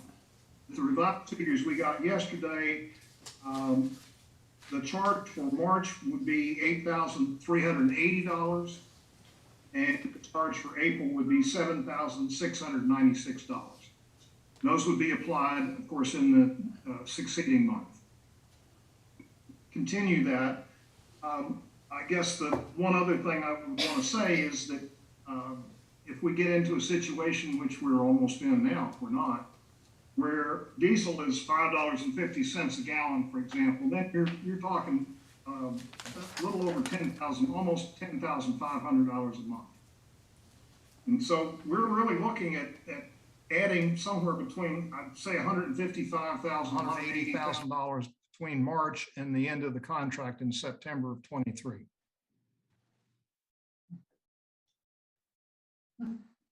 Okay. So you're recommending option one that's on our sheet, right, Brittany? That's what? Yes, that's the task force's recommendation. Yeah, the option one, which is the calculation that Mike just went over. And it's running right now about 7,600 in April, 8,300 in March. Probably go up for May, as diesel is above $5 a gallon now. So you're probably looking somewhere between $8,500 and $9,000 for the month of May. Now, Drew Skaggs, you're on, and so the question would come to you: Are you basing this is based on the Department of Energy prices of correct of diesel? Yes, specifically Midwest number 2 diesel. Well, I will tell you this, yes, and I don't mean to be publicizing any particular stores, but there is one particular store out off the interstate on US 60 that the diesel fuel was below $5 a gallon, $4 and 49. Huh? $4.49 today. $4.49 today. So $3.99 last week. Diesel fuel. Diesel fuel. Yes, I know. You know what I'm 2 talking weeks. about. Yeah, But that, that could be temporary. Yeah. Diesel fuel, I can tell you, they also do it daily. The Midwest number 2 number. As of May 9th, the diesel was 5.386. And keep in mind that this is average along the entire Midwest region. So while it might be lower here, I mean, the DOE numbers are putting it out for the average for the whole region.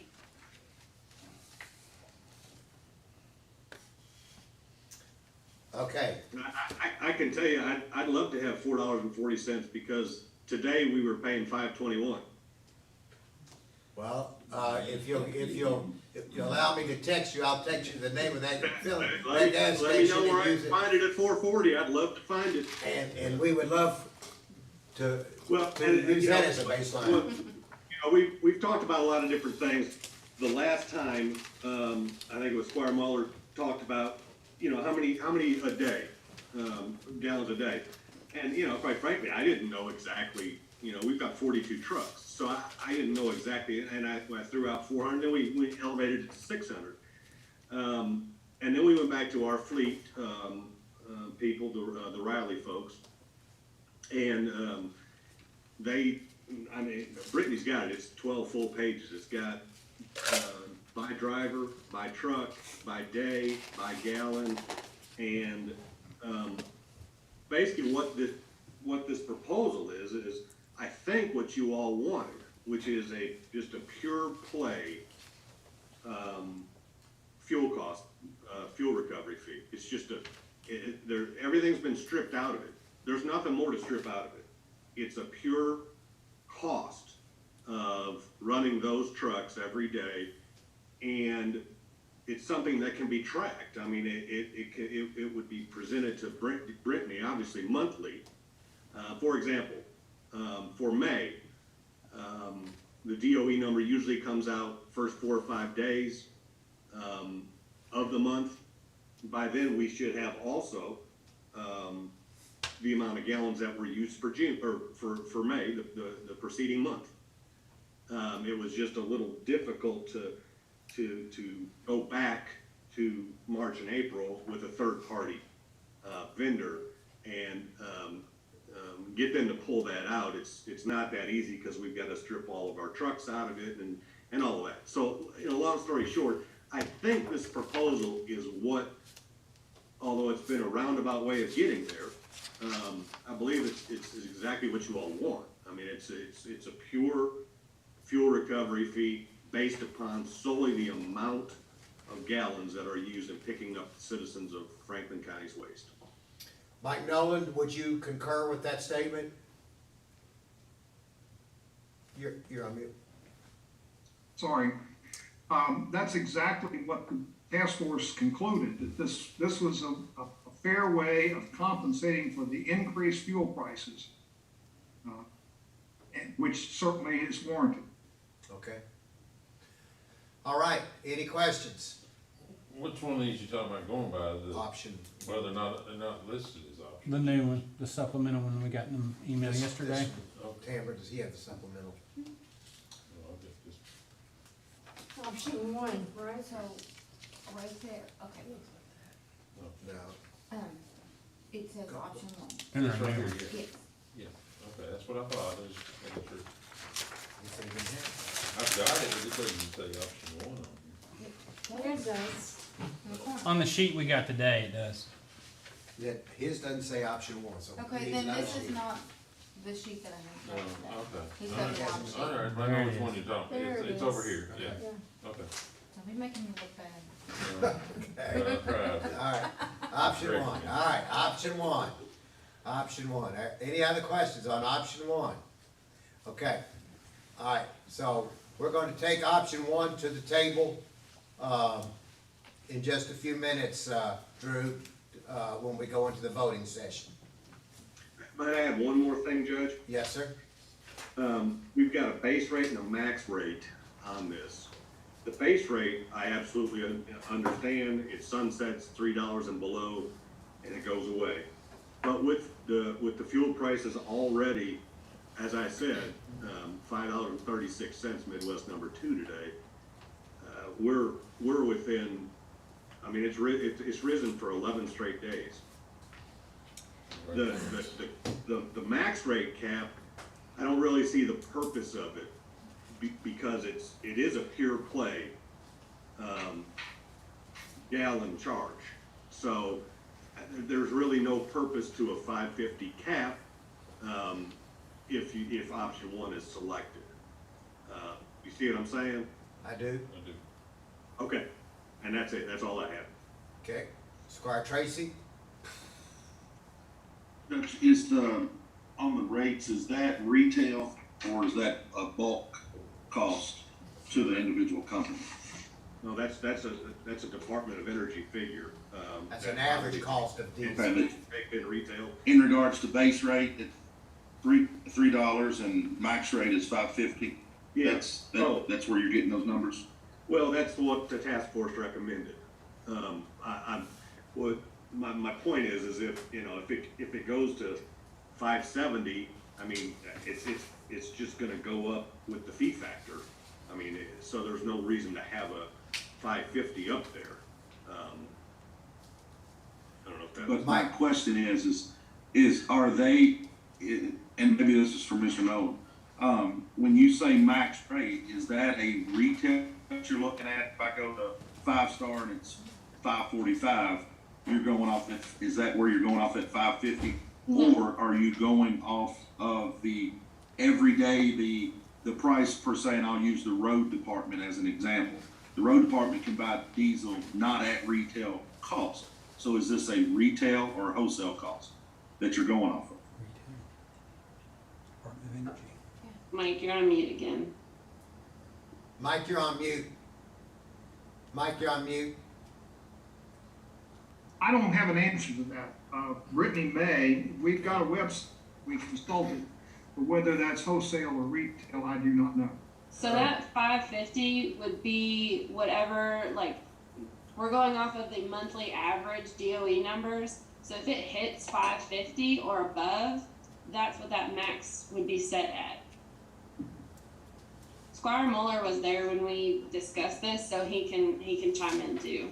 Yeah, thank you, Brittany. Yeah, I mean, we spent a lot of time on it. I'm really glad for Mike Nolan and the task force and Brittany. It's been a big thing. Just to let you know, Squire Tracy, like when I buy bulk fuel for our company and they bring it, it's not a whole lot different than what you pay down the road. You're paying for the convenience. So, I mean, I think all the numbers that we're talking about here, like Brittany just said, are from the DOE. So, and I think the reason the 550 was put out there is because we felt like there had to be kind of a cap at a certain point, and if it goes above that, then we probably need to meet about it again, because, you know, that's gonna start adding up quick. So I think that's why the cap was put on there. It was just a number I think the task force ticked out, and we were hopeful that it was gonna start going the other way, because when we met, it was going down, and now a week or two later, it's going back up. So it's a moving target. I mean, it's not good for anybody, but I'm glad that we're all trying to work this out together. Squire Moore? Thank you. Squire Tracy, I just wanted to point something out. The prices that you acquired a month ago or whenever in the last meeting, I got fuel that same day, and the price they quoted you was for off-road fuel. That's the price I paid that day for off-road, and highway fuel was supposed to be 46 cents more. It was actually a little more than that, but they can't run off-road fuel. So Okay, so you're looking at 410. that was the description discrepancy that day. Okay, thank you. You're welcome. Okay, everybody, okay? And we'll discuss whether to the max rate. Anybody want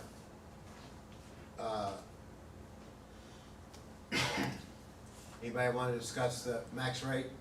Yes, I do. Yeah, it's gonna be pushing it probably next week. The max rate means that we meet again? No, well, it would, but it means we wouldn't pay, if it went 575, we wouldn't be paying the average on 550. So do we wanna address that now or wait till it happens? Well, why did you set a max in the first place? Well, that was the question, To keep the costs down? Is that the reason? possibly. I see. Go ahead, Mr. Nolan, let's hear what you have to say. Again, doesn't go above 550.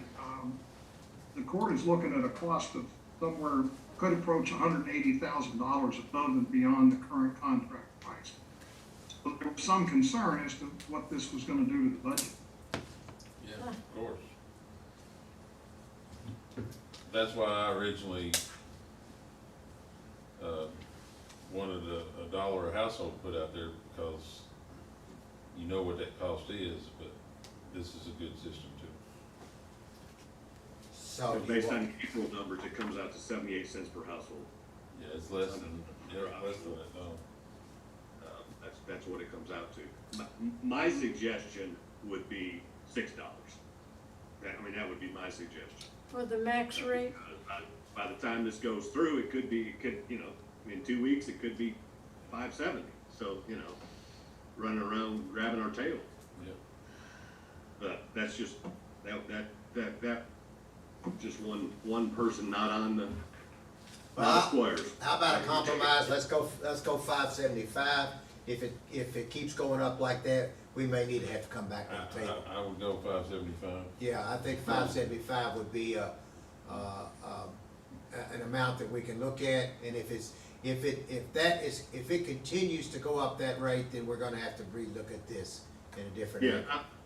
I'm fine with that. It's just too, right now, as we sit today, it's way too close. I mean, it's just It's way too nudging close around. to 550.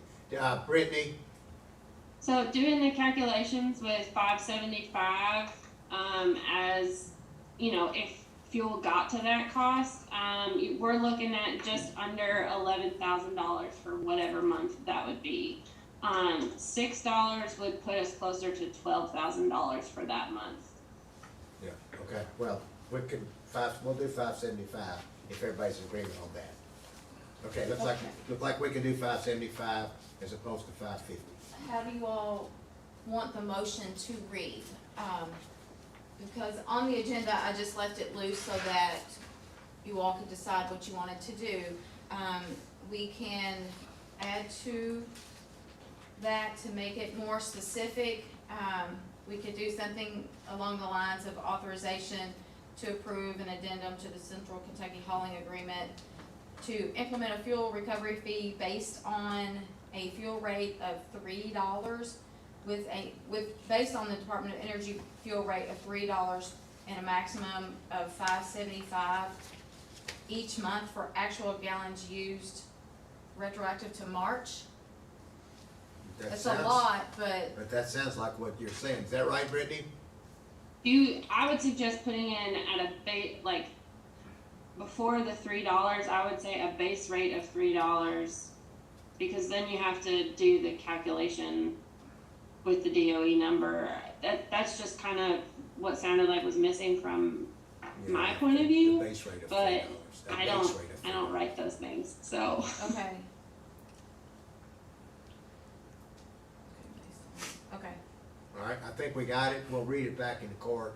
So Brittany, if you make sure that if you come in with the voting session, that we've got it right, okay? Sure. All right. Mike Nolan, thank you. Thank you and the committee for your work. Appreciate it. All right, let's move on. The next item is Chief Brewer. We've got you on for, looks like three items. So Chief Brewer, the first one is authorization to approve a resolution applying for a grant with the United States Department of Homeland Security. And I see we also have Ann on. Hi Ann, hi Chief. And let's, Chief, Ann, if you will help with this item, we'll appreciate it. Yes, certainly. We have a short window of opportunity this year for Homeland Security grant applications. The Sheriff's Office, we had submitted an application last year for replacing some of their mobile dash computers and didn't get awarded. And then Chief Brewer mentioned that they were also in need of some of those units. So I checked with both agencies and they talked to each other about submitting a joint application, since they both need the same item and they wouldn't be competing with each other. And it's been great to work with them. They got me their information very quickly, and we're ready to get that application submitted. It would be 10 units and associated equipment for the Sheriff's Office and 7 units and associated equipment for the Fire Department. And right around just under $90,000. And there is no match for this grant. Okay. Chief Brewer, you want to say anything? I'd just like to thank Ann. She's always great to work with. She gives us a great heads up and gets us rolling when these grants become available, which are definitely beneficial to the departments. And I just like to thank her for all her work. Thank you. Okay. Any questions on this grant opportunity? I think it's great. Okay, it is, thank you. And the next item is authorization to declare fire department equipment as surplus for disposal by auction through Gov Deals. Chief Brewer? Thank you, Judge, and good evening, Board.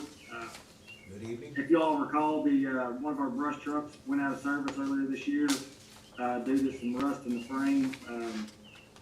We didn't feel it was safe to use as an emergency vehicle, but we did push out to other departments to see if any other departments would have any use for the vehicle, and didn't really get much response. So we're requesting to surplus that, put it out on probably Gov Deals. And also the other item is through our annual testing time, we declared several sections of hose, fire hose as being out of service. They're beyond repair, and we are looking to surplus those items as well. Okay, any questions for Chief Brewer on this one? All right, thank you, and now, Chief, let's do an authorization to hire a firefighter. Yes, we still currently have one position that is open. This is to fill that last position. So, we're recommending the hiring of this person. We have completed the background check. This will be, pending a new hire physical and drug screen results as well. So we are recommending the hiring of this next candidate who is, on our current application list. Okay, any questions on the hiring? All right, Chief, I think that does everything for you. Unless you wanna just keep talking, you want to. I hear a bird, I believe a bird's in your background and having a good time. I'd say so. I'm out here on the front porch. It's too nice to be, sitting inside if I don't have to, for now anyways. Amen to that. Okay, Squire Moore has a question. Just a comment, Chief, on the auction, I prefer on something like that, the people of Franklin County paid for that vehicle. In the future, I would prefer if the sheriff's having an auction, an on-site auction, to put it in there where the people of Franklin County have a better chance of buying it. I know you put it on Gov Deals, you might get a little more money. Just my observation, not any kind of a demand or anything, just putting that out there. It was the people of Franklin County that bought this truck, so I think they ought to have first choice of buying something like that, but, just something to think I about. understand that completely, Squire, and I can discuss that with the sheriff. I'm not dead set on the Gov Deals as the means of auction. Usually it's just a quicker way. It is. Sometimes it does get more money back to the county, but I would be happy to bring that to the fire committee as well if that's recommended. Okay, just put that, thank you. All right, thank you, Chief. Have a good day. Enjoy those birds singing out there on your porch. All right, the next item on the agenda is authorization to approve a resolution adopting and approving the execution of County Road Aid Co-op Program Contract between the Fiscal Court and the Commonwealth of Kentucky Department of Transportation for Rural and Municipal Aid. Mr. Mitchell, welcome. Good evening. Good evening. Now, this was a little better than last year. It looks like, I don't know, maybe 75, 80,000 more than we got last year, so this is looking better. Good deal. Good deal. We're gonna get some paving out of it, there's other work too. Oh yeah, this will be some paving and some bridge design and hopefully some replacement work. Okay.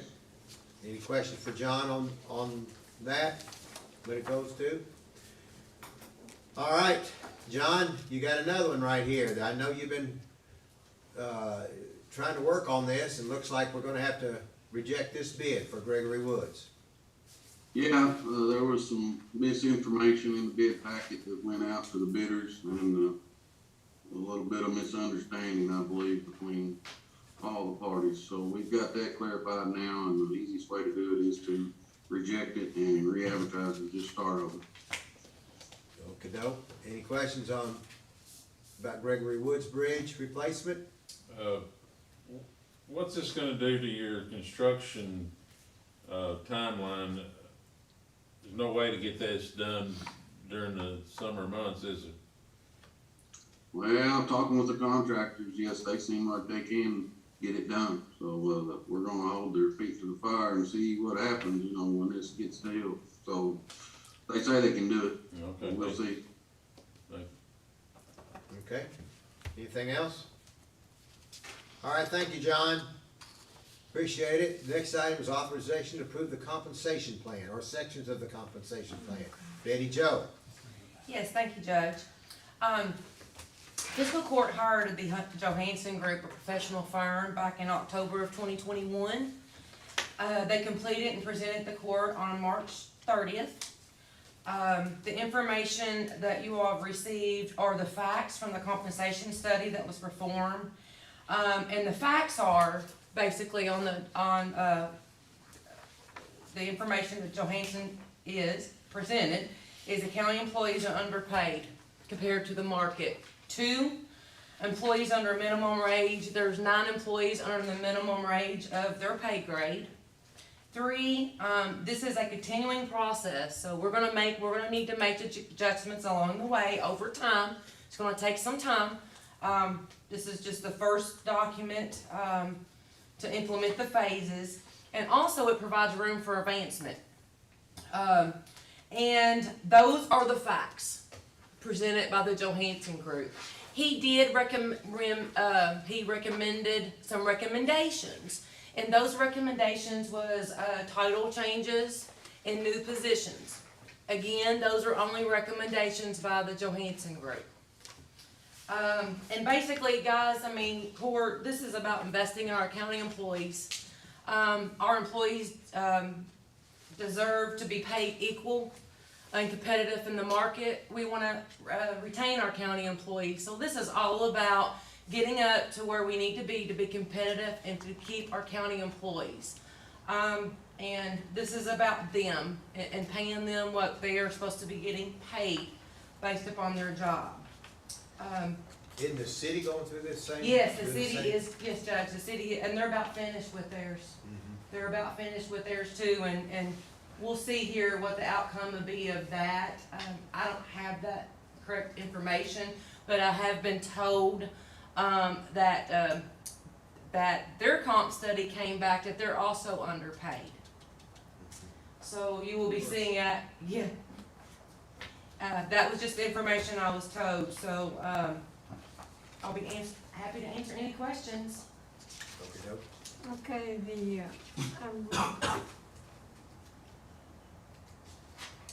the current year budget is inadequate to pay the existing salaries or the ones recommended by the Johansson Group. Existing salaries are the recommended compensation. The Johansson Group went by the current salaries. Yes, ma'am. Including the 5%. Yes, it included the 5% in January. It was the current salaries as of like March of this year. So yes, that 5% in January was included in with the current salaries. So we would have been further behind had the court not provided that increase. But our budget takes that 5% into consideration. That's the way I understand it. Is that right? Susan, Well, I think you're asking about the proposed budget for 2023? No. No, she's asking for the current budget. No, we don't have any provisions for a comp pay plan or even the existing budget does not reflect the 5% either. That happened mid-year. So there was adjustments mid-year for half of the year. So, but the 2023 budget that's being proposed has a provision for an implementation of a 3% and some adjustments to some specific positions, if that answers your question. Well, it answers my question that the current salaries are not included in the current year budget. Well, they are, but when we made a mid-year adjustment, if you annualize the salaries, then it's, there still needs to be budget transfers, possibly before the end of the year. Yeah, we're gonna have to amend the budget to put some more in. I see. Just like what the sheriff was talking about, amending the budget. Oh, you weren't here, sorry, you missed that one, okay. Well, I wish I'd been here. Squire Blackburn? All right, on the agenda abstract, I didn't see anything on the financial impact. That was emailed out. basic and. Is that and in the, this- Yes, and that's a copy there. Well, that's what I'm reading now. Susan, can you address the financial impact?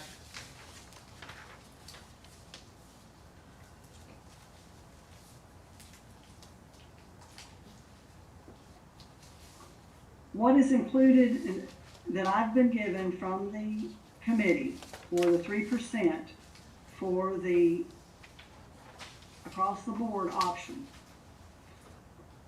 and some compensation adjustments to bring, I think it was 6 positions up to a minimum. Those are around $176,000. Those provisions are reflected in the initial proposed 2023 budget. So $176,000 for that implementation level of 3% for all of the fiscal court employees, and the additional adjustment to bring certain positions up to the minimum based on the study. That level is being proposed to be funded in this coming year. Coming year, okay. Susan, you said the fiscal court employees, that's not all employees? Well, it doesn't have the clerk or the sheriff. There's no provision for the clerk or the sheriff in that value, Okay. in that figure. That So- would have to be quantified and, amended at a later date. So we're not, That's what we're not including them because of their fiscal year? They're a separate budget.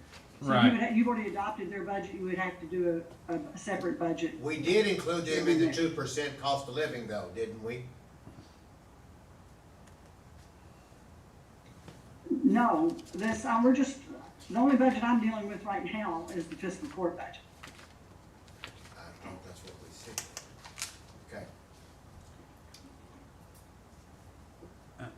Also, on the job description, job valuation, comp study, slide 7 on the market pay study variance. Here it says coroner's office negative 13%. I know in speaking with the coroner at our last meeting, he said he had 2 employees at 13%, but he had another one at 33%. So were these averaged across the whole department, or It's an average across all department, not each individual. It's an average. I don't know. so the 33% didn't affect the other 13%? He said there was an anomaly, something on that. Some of them was lower than 13% every And time. I asked him, I made a call to his office yesterday to please get us any adjustments, because we were having this meeting today, and I never heard anything back from him. So these are the averages in the departments. So if somebody was, say, 2% above average and somebody else was in the same department at 20% above average and their variance was 12%, would the person that was 2% over work towards that 12% raise, or would we look at it to get each position? Well, what we're actually doing is looking at people that are below the minimum salary level, Betty, and that, right now, the compensation part is not trying to address it all at one time. Well, It's I know just on trying to here- bring it all up. Say we have the county clerk's office at 3.6%. If that's the average, and we give the 3% in this agenda item that's proposed tonight, is it possible that somebody in there is below the 3% and somebody's above the 3% to get that I'm average? sure it is possible. I haven't seen So I it. just want to make sure that when we give these raises, that it is fair to each individual employee. Does that make sense? It does, and I can address that. When you look at this is a minimum interest pay coming in. We're not including longevity employees. I think we're getting a little Right. confused with that. I'm not confused. Because this is what they come in at. What like the county clerk's office, they're a negative 3.6, okay? Average market, that's a new employee coming in the door. That's not someone that's been there 25 years. So if that still doesn't take into the effect that if you've averaged, then you wouldn't have an average. You would be basing it on that lowest employee. There's confusion there. So if we're basing it on an incoming employee, then this average is out the window. That's the mid average. See, he did the mid average on the Well, variances. the mid-average wouldn't be what they're come in, Right. so, So I'm all for giving the employees the monies that they deserve and work for and the market bears. But at the same time, I don't think we need to throw a blanket, here it is. We need to look at it a little deeper, get this right. We need to get it right. On every employee, not just throw an average at everybody. So, Well, I think Human Resources is doing that, right? Well, what the judge wanted to do, and then Kimmy, this is the first phase.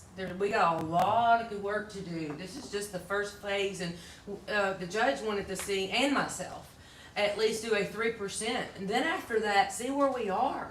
Because there's a lot to do. There's a lot more continuing to do. We need to look at longevity. We need to look at how long, like I said, longevity in the areas. We've got a lot of seniority people that's been here 15, 20 years. And they're not getting paid the mid level on that. Basically, I think we looked at that. we did, Was it and today or this is yesterday? something that it was yesterday. Out of 68 in the Franklin County Fiscal Court, there were 40, There's 45 total, and there's only 68 under the park that road. are below It's the midpoint. Right. So our salaries are off. We've got a lot of work to do on it, and this is just the first phase. We was just The wanting to first see. phase will affect the 23 budget then. Right. That is Yes, what ma'am. you're saying. Mhm. Yes. And this is Yeah. just the facts. This was all the facts on the comp study, and we know we're below negative 3.6 overall. So we was thinking, or we suggested doing a 3%, the judge did, so we can see where everybody at that point. Individually, yes. That will Yes, help ma'am. with the pay compression, just to offset that, so it's not such a big adjustment on the next round. Yes, I agree totally with get that, but when we're averaging and we've got employees that might be 2% or 1% or close, and we give them a 3%, it jumps them above when we're looking at averages. So my thing is, we wanna be as fair and objective to each individual employee instead of giving, cause if Marty and I work side by side and I'm getting paid 2% under what I should be, and she's getting paid 7% below what she should be, and we get a 3% raise, I'm 1% above, and she's still below hers. Does that make sense? Yeah, but you're getting in this to amount of weeds that we haven't been able to get into because you're going individually. We're trying to look at this as a package for everybody because we know that basically everybody is underpaid. And 70% of our workforce Absolutely. is underpaid. Absolutely. But I'm just trying to be as concise as I can because, this is taxpayer money and we need to be fair to the employees and the taxpayers in our community. And if we can bear it without raising taxes and causing a strain on our community, we're below right now because it's what we could bear. And I'd say most communities are. And you go in bigger communities, I know you see metro government in Louisville, there's areas, my uncle lived in a place in Lexington, he hadn't ever had his street plowed in 20 years, and he lives in downtown Lexington. So what we can bear for our employees and our taxpayers, we got to get the balance. And I think we do need to take a fine-tooth comb out and make sure that we're touching every employee and not doing a blanket because, we got to start somewhere, but this isn't something we need to rush because there is going to be discrepancies if we do it in a manner that just throws 3% at everybody. Well, And it might just be 3 people, but it'll matter to those 3 people. The first piece is to accept the Johansson plan. The second piece, in our minds, and Mr. Johansson said exactly the same thing, is to take the people, there are 9 people that are below the minimum, and bring them up to the minimum. The third piece would be that how do we, and Betty has looked at it, where do we find the next group of people? Those are the people that are below Well below. median where they should be, and so we've seen that there's 70% of our employees, and that also includes the 9 people that are below The starting salary? No, they're below the median range based on everything around so 70% is a huge number of employees that need help. We need And so- to do what we can to help. That's why we hold, yeah, and that's why you do your study, is you Yeah. look at it where you started in this piece, and then you go to the next piece, and then you go to the next piece, and then you go to the next piece. So the 3% is an adjustment. Once you put that in, just like had we not done the 5% in January, we'd have been down 8% in place. We'd have been a lot further down. So the 5% helped us. It helped most of the employees, and so that's why we're proposing that this 3%. I see. And it doesn't take the individuals into account, but We're you not are at the going to. Now, Right? what I have said to Betty, and I've made it clear to Mr. Johansson as we went through this process, I think the next phase what we really should look at is longevity and see where that falls in place. And that is gonna be quite a bit more money, but that should be something that we should be looking at. And that would have to come in phases too. I don't think we can afford to implement this all at one time, but I Yes, do I can think see that we your can point. do it incrementally. Yes, I see Squire Blackburn's point, and I see your point. So what percentage of people is it gonna hit that are, like Squire Blackburn's talking about, that are only a 0.5% down or 1% down below where they should be? What's that percentage of people that are gonna be making? Of those 9, how can you? No, it's not of those 9, it'd be Okay, able to. you're talking Be about. of the 30% that are at or above. I don't have that number. Cause that's the No. we're looking at a mid-range average. The next piece was the mid-range. And does Look at this how many take people into are below the account? mid-range, No, this and is it starting. didn't, you didn't get how much they were below the mid-range, you just got, these are the number of people that are below the mid-range. Yeah, out of 68 employees, 45, okay, is not even at the mid-range or mid. That's including those 9. Is that countywide, including the 2 agencies we've already approved their budget for? No.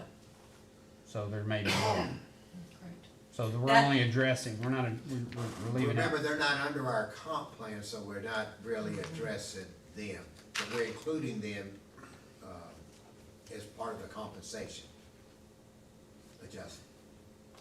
Oh, I think some have already added it into their budget. Yeah, Yeah. jail's already Jail added theirs in, 2020. and Rick Sparks has already added theirs in. Actually, I they've see. added a little bit more for their budget, employees. yeah, okay. Oh, that's good. Squire Tracy? Betty, of the 9 people that were identified, are any of those due to, the job title, suggestions or recommendations? No, this has nothing to do with job title. It's based on job descriptions. That's what I'm saying though, of the 9 people that were identified to be under the minimum, are any of those 9, is that because, or is the job, title changes that's being recommended, does that have anything to do with that? No, it does not. Okay. Those 9 And that, then- no. Okay, and then my next question, and I hate to keep beating a dead horse, but in regards to the variance study, what is the plan in regards to implementation? Obviously, the jailer has taken 6.7 and added to 2% to put an 8.7, in his line item. The county attorney's office is taking the 2 plus the 4, and then how much ever more, nobody put it out there, or it wasn't in my documentation. So how do you go, let's say, to the fire, to the sheriff, let's go to the sheriff's office, where it's showing that his office is down 12.7. What's the plan to close that gap of 12.7? You would have to ask the sheriff's that, he's not under our comp plan, he's under his own budget, and we don't, you'd have to ask Sheriff Choir that. Sheriff, when you Okay, got so this budget, what's the plan on the fire department? It would, they're not under our plan. it would be 3%. They would get a 3%, yeah. Okay, so what would be the plan to close the gap on the 9.8? Well, How long is it gonna 3%. take, would be my question. How long is it gonna take to close that gap? Chief Brewer wants to say something, I think. I was just unmuting just for reference to the fire department. I can tell you that all of our positions, uniform positions, were more than 3% under. It would help us with the competing market, take that first step. The way I see it, as a department head, I would have to work with the judge and Betty Jo to present a compensation plan that would ensure that we have adequate positions, adequate pay ranges for those positions through our rank structure, and then we probably have to revamp it to meet those needs and try to get competitive with the market, because the fire service, just like everything else, is extremely competitive right now. As you can see, we're not getting many applicants compared to years in the past, and our lists are being limited to single digits, which years ago would be 15 or 20 at a minimum. Yeah, I'm Chief Brewer, I'm not questioning whether you're up or down. I'm questioning what's the plan, because if you don't close the gap, you're gonna continue to be down. And when I first came on, the list was 40, it may have been more. Now you're lucky if you get 6 or 7. So that's what I'm asking. Obviously, other departments or other elected officials have already taken that step. Judge Wells referenced that you're not under that you have your own salary structure. So I guess my question to you would be, knowing that your department is down of a variance of 9.8, why not like others? Why didn't you just bring it to the court as a proposal this time? Well, when our budget was finalized to present to the judge, the full compensation study wasn't completed with the full numbers, but we went into it with knowing that when the numbers come out from the compensation study, that we would have to work with HR, the compensation committee, and revitalize our compensation plan for the fire department, and then represent that to get us a plan to bring it back up, and do that over stages through a few years, would be my determination for the fire department's comp plan. Right, okay. I'm just trying to figure out how we're gonna close that gap. Well, Smart Tracy, the 3% is gonna help us I don't think close anybody that is gap. not committed to the employees. I think everyone has shown their commitment to employees. But again, like to echo Squire Blackman, we've heard this and heard it, and we just need to make sure we get it right. So I think that's the ultimate goal. Yeah, of course it is. It sure is, that's right. Okay. Any other questions? Okay. All right, no other questions. Okay, let's So, move on to the Judge, before we move on, Judge, Go ahead. Squire Blackburn. is this, Squire Blackburn. Squire Blackburn has his hand up Okay. first. okay, I know the delay makes it difficult. You said the first step was to approve the plan. Yep. What does that entail? And the approval of the plan? The court votes, Tamara, what's the abstract say? To approve the compensation study as presented. and/or, He says and or. yeah, We're not receiving it, we're approving it.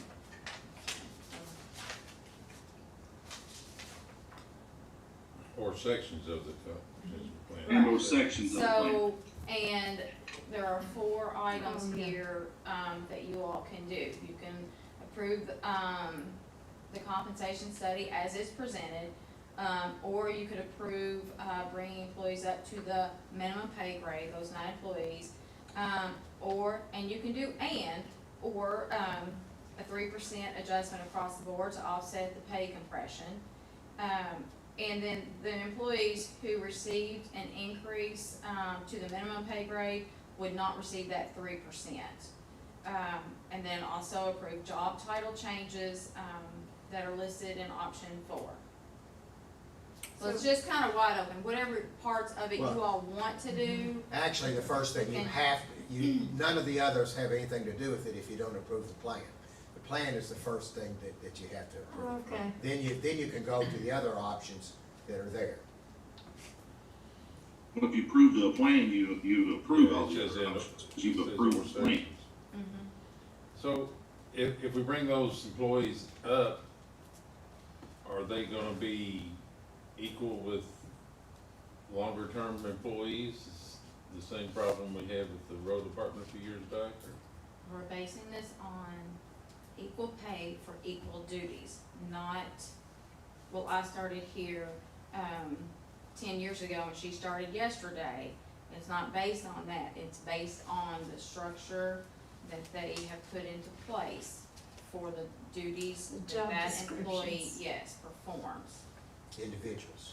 So to And answer also- your question, Spire Moore, yes, it does. And also for the It road, just creates more problems. with the road department, it added 2 job titles, a heavy equipment operator 2 and auto mechanic 2, to give room for internal growth. Is 2 above a 1 or below a 1? Would be a So if we approve of the plan, do we approve everything in it? Is that a? Only if that's why it's separated out, so you can come back and do it. You can approve the plan and do nothing. You can approve the plan and do 1, 2, 3, or 4 as part of it. Okay. Well, 1 is the plan. Well, I'm sorry, 2, 3, 4. 2, 3, 4, 5, whatever those numbers are, I forgot, I don't have it in front of me. What are Four. There's 4 options. Four. So I know you have a caveat for approving bringing all employees up to the minimum pay grade, and then addressing that in number 3 was saying if they've brought up, then they wouldn't receive that. Could we also add that there are folks, I don't know how many, it could be 1, it could be 10, that are not 3% below, that they only receive the percentage to get them to where they need to be?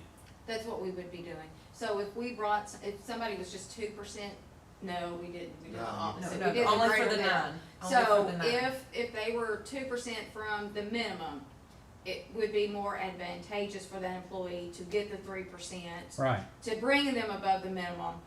And then that would also help the next time we went to adjust them to get them to the midpoint for the longevity. So everything that is given will help in the long run to offset where they actually need to be.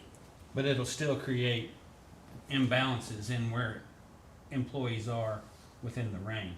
So We can quit. every one of them is a different job title Right. and a different job duty. Right.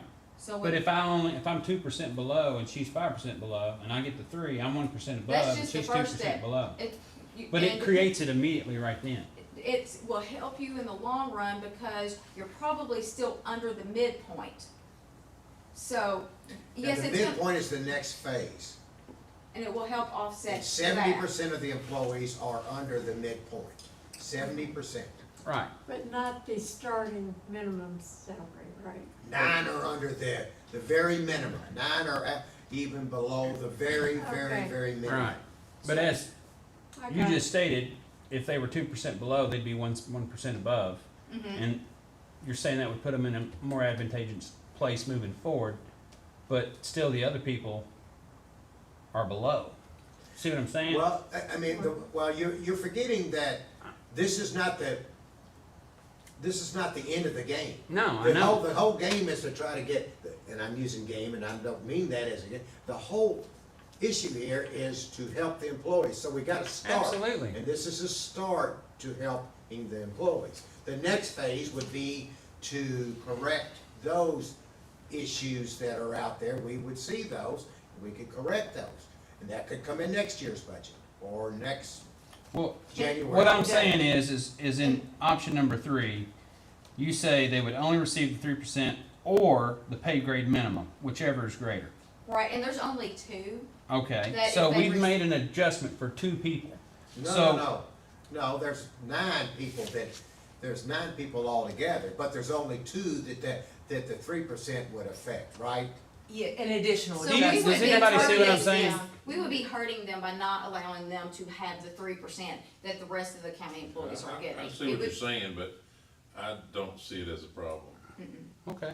It's almost like a punishment because they were almost there, but because they weren't, now they're not gonna get the 3% that everyone else received. Okay. But we're basing it on a Well, compensation study we've got that was to- specific, and it We gotta- pulled averages. I just like being fair, is Well, all. Well, we're trying yeah, to be but the fair, thing really. is that Yeah, we but we're have more fair to others. a budget Absolutely, and we gotta that pay is for it. based on the taxes that people pay. Absolutely, I wanna pay But I if wish we we give could pay everybody everybody- more.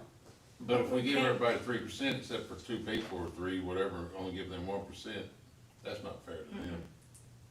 I mean, it depends on. Then why did we do the study? Unless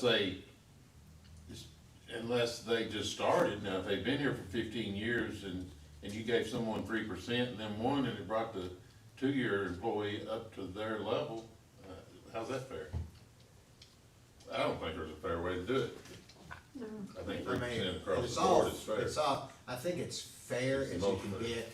I wouldn't say there's not a fair way to do it. Yeah, I mean, Well, it's. no, there's not a there's- perfect way. There There's ain't not a a perfect perfect way. way. Exactly, Let me exactly. reword that. Yeah, there's not a perfect way. And most of these that will be brought up to the minimum, actually, most need to be at the midpoint anyways. Right. Oh, So this is really? just to help, this is just the first step to help with that pay compression, so that the next step, it's So we're not not as just much. completely overwhelmed. Right, Well, Well, right, so the it's cost baby is, steps. the cost is a big, it's a Substantial. big cost. Substantial. And that's why we're trying to do this in steps and in phases. And so I my think that question makes sense. for the treasurer is, how are we gonna pay for it? Are we gonna use recurring revenue to pay for this, or are we gonna use monies that we already have that aren't recurring? Because there'll come a point in time when if we don't use recurring revenue, we can't afford this. Does that make sense? No, Yeah, I don't see it.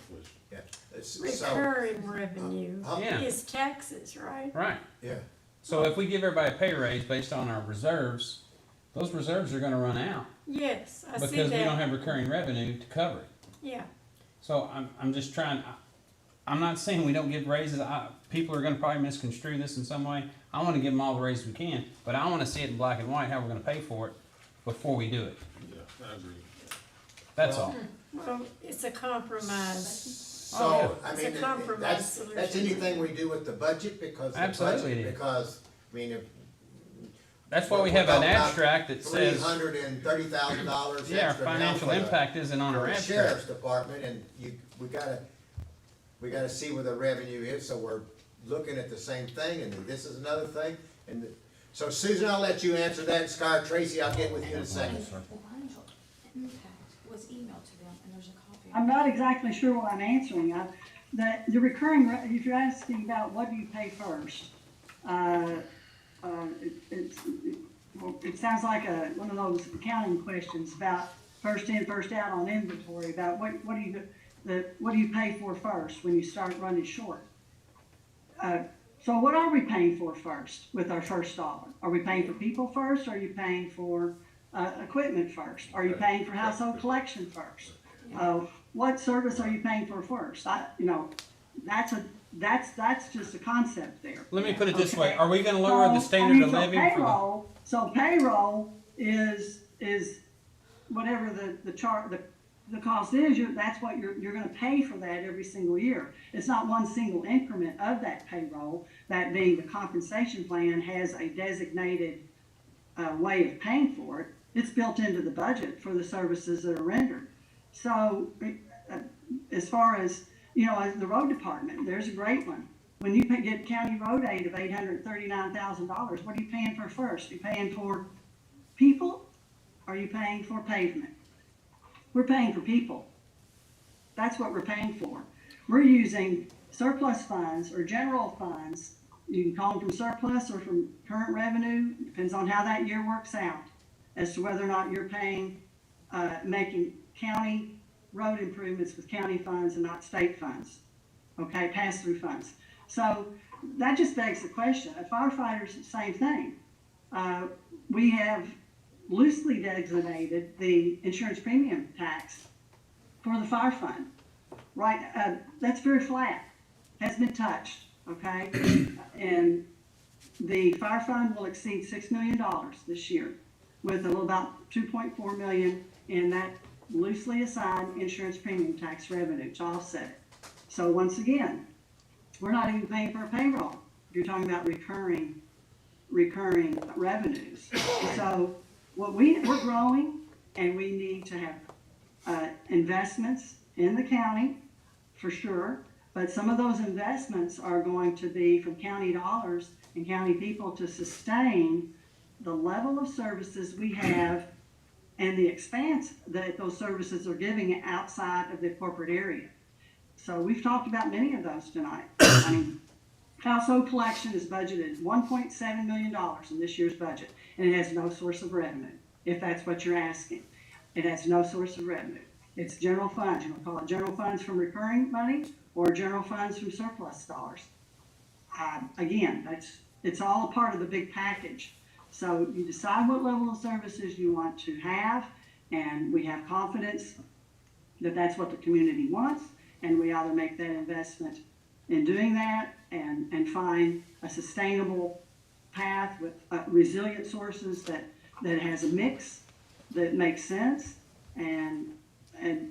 or you don't. But we're already on a path of commitment in many service areas, and once you have it, it's hard to end. And we're expanding that commitment with law enforcement countywide, and we've been expanding it for a number of years now, and we continue to do so. And the public wants it, the capital community, and it seems like that's the path we're going in. So no one's questioning about where the source of revenue comes for that. You figure out what you want, you find policies to make it work. So, is that what you want to hear? It's a great statement. It's what we already Squire know. Tracy, can we let Squire Tracy come on? He's been waiting. No, wait, I got something I want, no.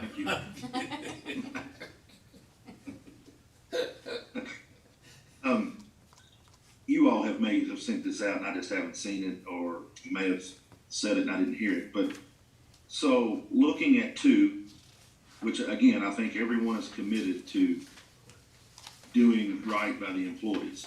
So between 2 and 3, you're saying there's 9 people that are below minimum. Is that correct? Yes, and that was emailed out, and a copy Okay, was placed okay. in the mailboxes. Okay. So between 2 and 3, what is the impact that we would see at the county level if we approve 2 and 3?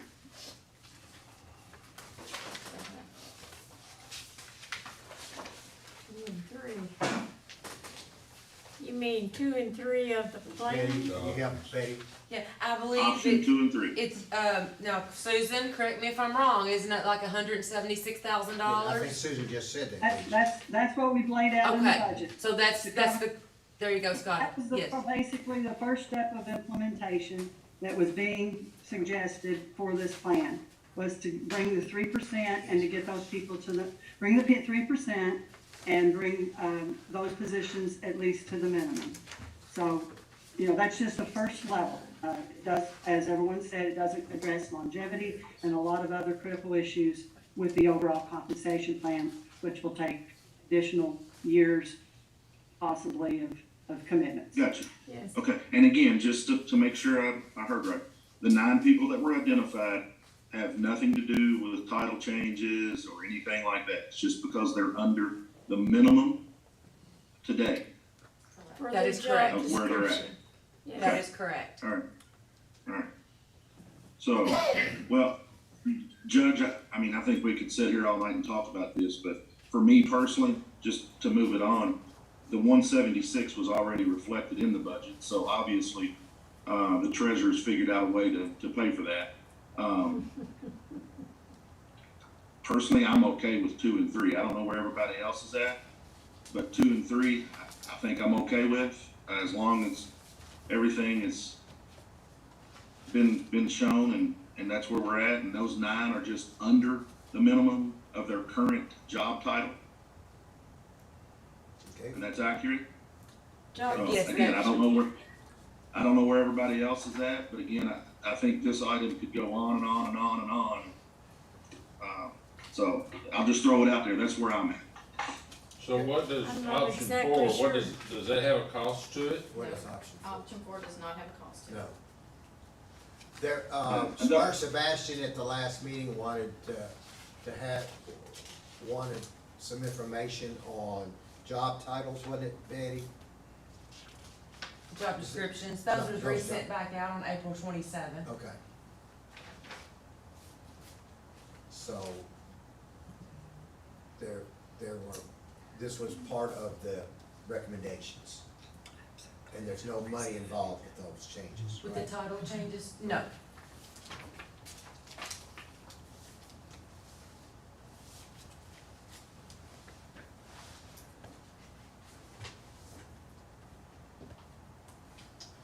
All right, anybody else? Squire Sebastian? Thank you, Judge. There's been a lot of good conversation around the table, and I think that was the whole point of the committee wanting to hear the voices of the other colleagues on the court. And I would agree with what Squire Moore said, what Squire Blackburn said, what Squire Tracy said in trying to advance this, for the staff at the court. And certainly, we were in the ballpark of doing items 2 and 3 as they're laid out. So I would, again, advocate, as Squire Tracy has said, for items 2 and 3. So trying to advance this item so we can have a very clear-cut starting point. So that's where I would be if we're looking for folks to advance this item for voting later today. Thank you very much. That'd be fine with me, we can talk about 4 later. Yeah, that's fine. If we put it on there because Squire Sebastian. I just want to hear from the committee. Yeah, okay. All right, it looks like we're ready to move forward. Thanks, everybody. All right, good Okay, deal. so just to be clear, on the motion, and make sure everybody's on the same page, authorization to approve bringing, 9 employees to the minimum pay grade and a 3% across the board compensation adjustment. And Starting July the 1st? that's what I was getting ready to say, effective July 1st. July 1st, okay. Now, Okay. 2 and 3. Does that, so do we need to accept the plan or just, all right, okay. Well, we're approving the plan. We're approving parts of it. Yeah, we've received the plan. Now we're going 2 and 3. Next. We received the plan. Yeah, we'd already Yeah. done that. Okay, authorization to approve a housing contract for property located at 219 Steventown Lane at Lakeview Park. Charlie, this, it says that we have to renew this every year in May. This is for Delbert, I believe, right? Yes, sir, that's correct. Thanks, Court. Good evening. This is just a renewal, no changes. Okay. Any questions on that? Is that all right with you, Charlie? Oh, absolutely. Absolutely. He does a fantastic job. Okay. No changes. Okay, Squire Sebastian? I was just gonna say, it may have been 2 years ago, or maybe my first year on the court, sat down with our Parks Director, we sat down with our General Counsel, and just went through this with a fine-tooth comb. So I think it was thoroughly vetted then, and really no circumstances have changed. So I think our park director is, absolutely on top of this. He's out there every day. So I was just gonna add to that because this was revised a couple of years ago to reflect what is occurring out there. Thank you very much. All right, Thank you. all right. The And he next- does have insurance. He does it, yeah, that's right. We had it. That was part of that a couple years ago. Thanks, Charlie. The next item is authorization to approve reappointments. One, Franklin County Planning and Zoning Commission, Charles Stewart, who actually I think is the chair right now, or going to be the next chair. And then the Elkhorn Water District as well. So these are reappointments to the board. These are two good members that work very hard for those two boards. All right, Squire Tracy. One quick question. Can you tell me how long Mr. Stewart's been serving on the planning commission? I don't have it. I'd say about 12 years. He's been on a couple times, I know. Been on At there least. for a while. I think I've Maybe not reappointed. that long, but I've yeah, he's been there. reappointed him. He's been there a It's while. been between, it's been either 2 or 3 terms, probably maybe 3 terms. Okay, I had someone ask, that's why I asked. Okay, Yeah. thank you. Okay, and I think Steve Micah's been on maybe 3 terms as well, on the board, on Elkhorn Water District. Correct, yeah. The next item is authorization to accept an audit report from the Franklin County Fiscal Court. Susan, and this was. It was discussed last court, and it was published shortly thereafter in the newspaper, so we're well on through this year and almost into the next one, so living in the past, the current, and the futures. Numbers. Any questions? Yeah, keep going, Answers? Susan. You got the rest of it. Okay, good. Amendment. This is the first reading. I'll start with what we just added. We did just add $200,000 of surplus to fund the sheriff's office vehicles. I assume those will be coming in before June 30th, so hopefully that'll work out. Even if it doesn't, we have our budget in place, constructed with this, with the approval of the Department for Local Government to do these things by June 30th. Same thing with LGEA. We don't have enough money budgeted. We didn't budget any surplus from LGA funds this year, so we're using some of those carryover funds. We had that LGA hearing this afternoon, or the county road aid hearing, and the use of LGA funds, which are restricted. So we'll have about $300,000 just in that fund, so we certainly have adequate reserves to carry forward to make up for this equipment. Again, we're not sure it's going to come in by 6:30, but we want to be in position that accounting-wise and audit-wise that we can accomplish these transactions for the year end. Susan, Squire Moore has a question. Well, I could have waited. When you get Go to ahead. when you get to the tourism and fine arts, could that be taken from ARPA since COVID is the culprit here? What I'm representing here is what monies we've already received. This is tax money. We just handle, the fiscal court is the recipient and the dispersing agent for the tax money for 2 other entities. One is the Tourism Commission, and the other is on behalf of the revenue bond for the Fine Arts Center. But we're not making up any. We're not making up the shortfall. No, this is not. This is money we're handling and we're turning around. Okay. It's complete pass through. And the issue was, Squire Moore, when we did the budget last year for 2022, we still weren't sure where we were going to be, and our money handle was very low. So I left that money handle low, and I now that we've taken in the full 4 quarters, we have the exact amount that we've handled, and I can in Department for Local Government, they asked me at the last quarterly report, they said, your budget's way out of whack on tourism, so let's get it fixed. So that's what we're doing. This is tax money that doesn't belong to fiscal court. We're just the pass-through agent. Okay. Okay. That makes. Yeah. Yeah. I thought we were making up for a shortfall. That's better. No, sir, not at all. No, sir. No, sir, not at all. Now, the final item, deserves some explanation. This is the second arm of the grant for the federal money that the county has been awarded. We have not yet received the money.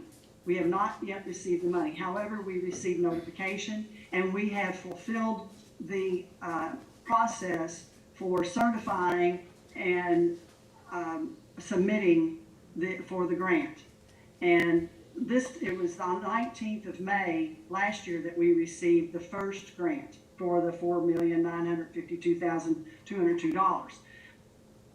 And it came by wire transfer. This is all electronic through Department of Treasury. Wow. So we have received the notification that those wheels are in process, and we are in the first group of receiving that batch of money. I'm anticipating that we will receive it before, probably around the 19th or 20th, at least definitely before the end of the year. I'm going to submit this, and once we do receive it, as in line with last year, we were instructed to amend that into our budget and to reflect it in a more transparent fashion that money was in our funds. It's not budgeted for any use. It's budgeted as a contingency. So that's what's represented here, is anticipating, based on Department of Treasury notifications and the submission of our application for the second round of funding and that certification and approval, that we will receive those funds and that we will place them in a contingent reserve.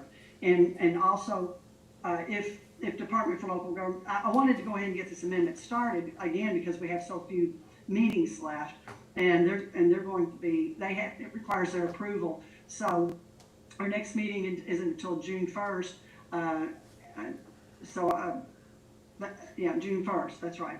So, and they're going to be receiving a lot of budgets. So I think that they will approve this portion of the amendment, even though we haven't actually received the money.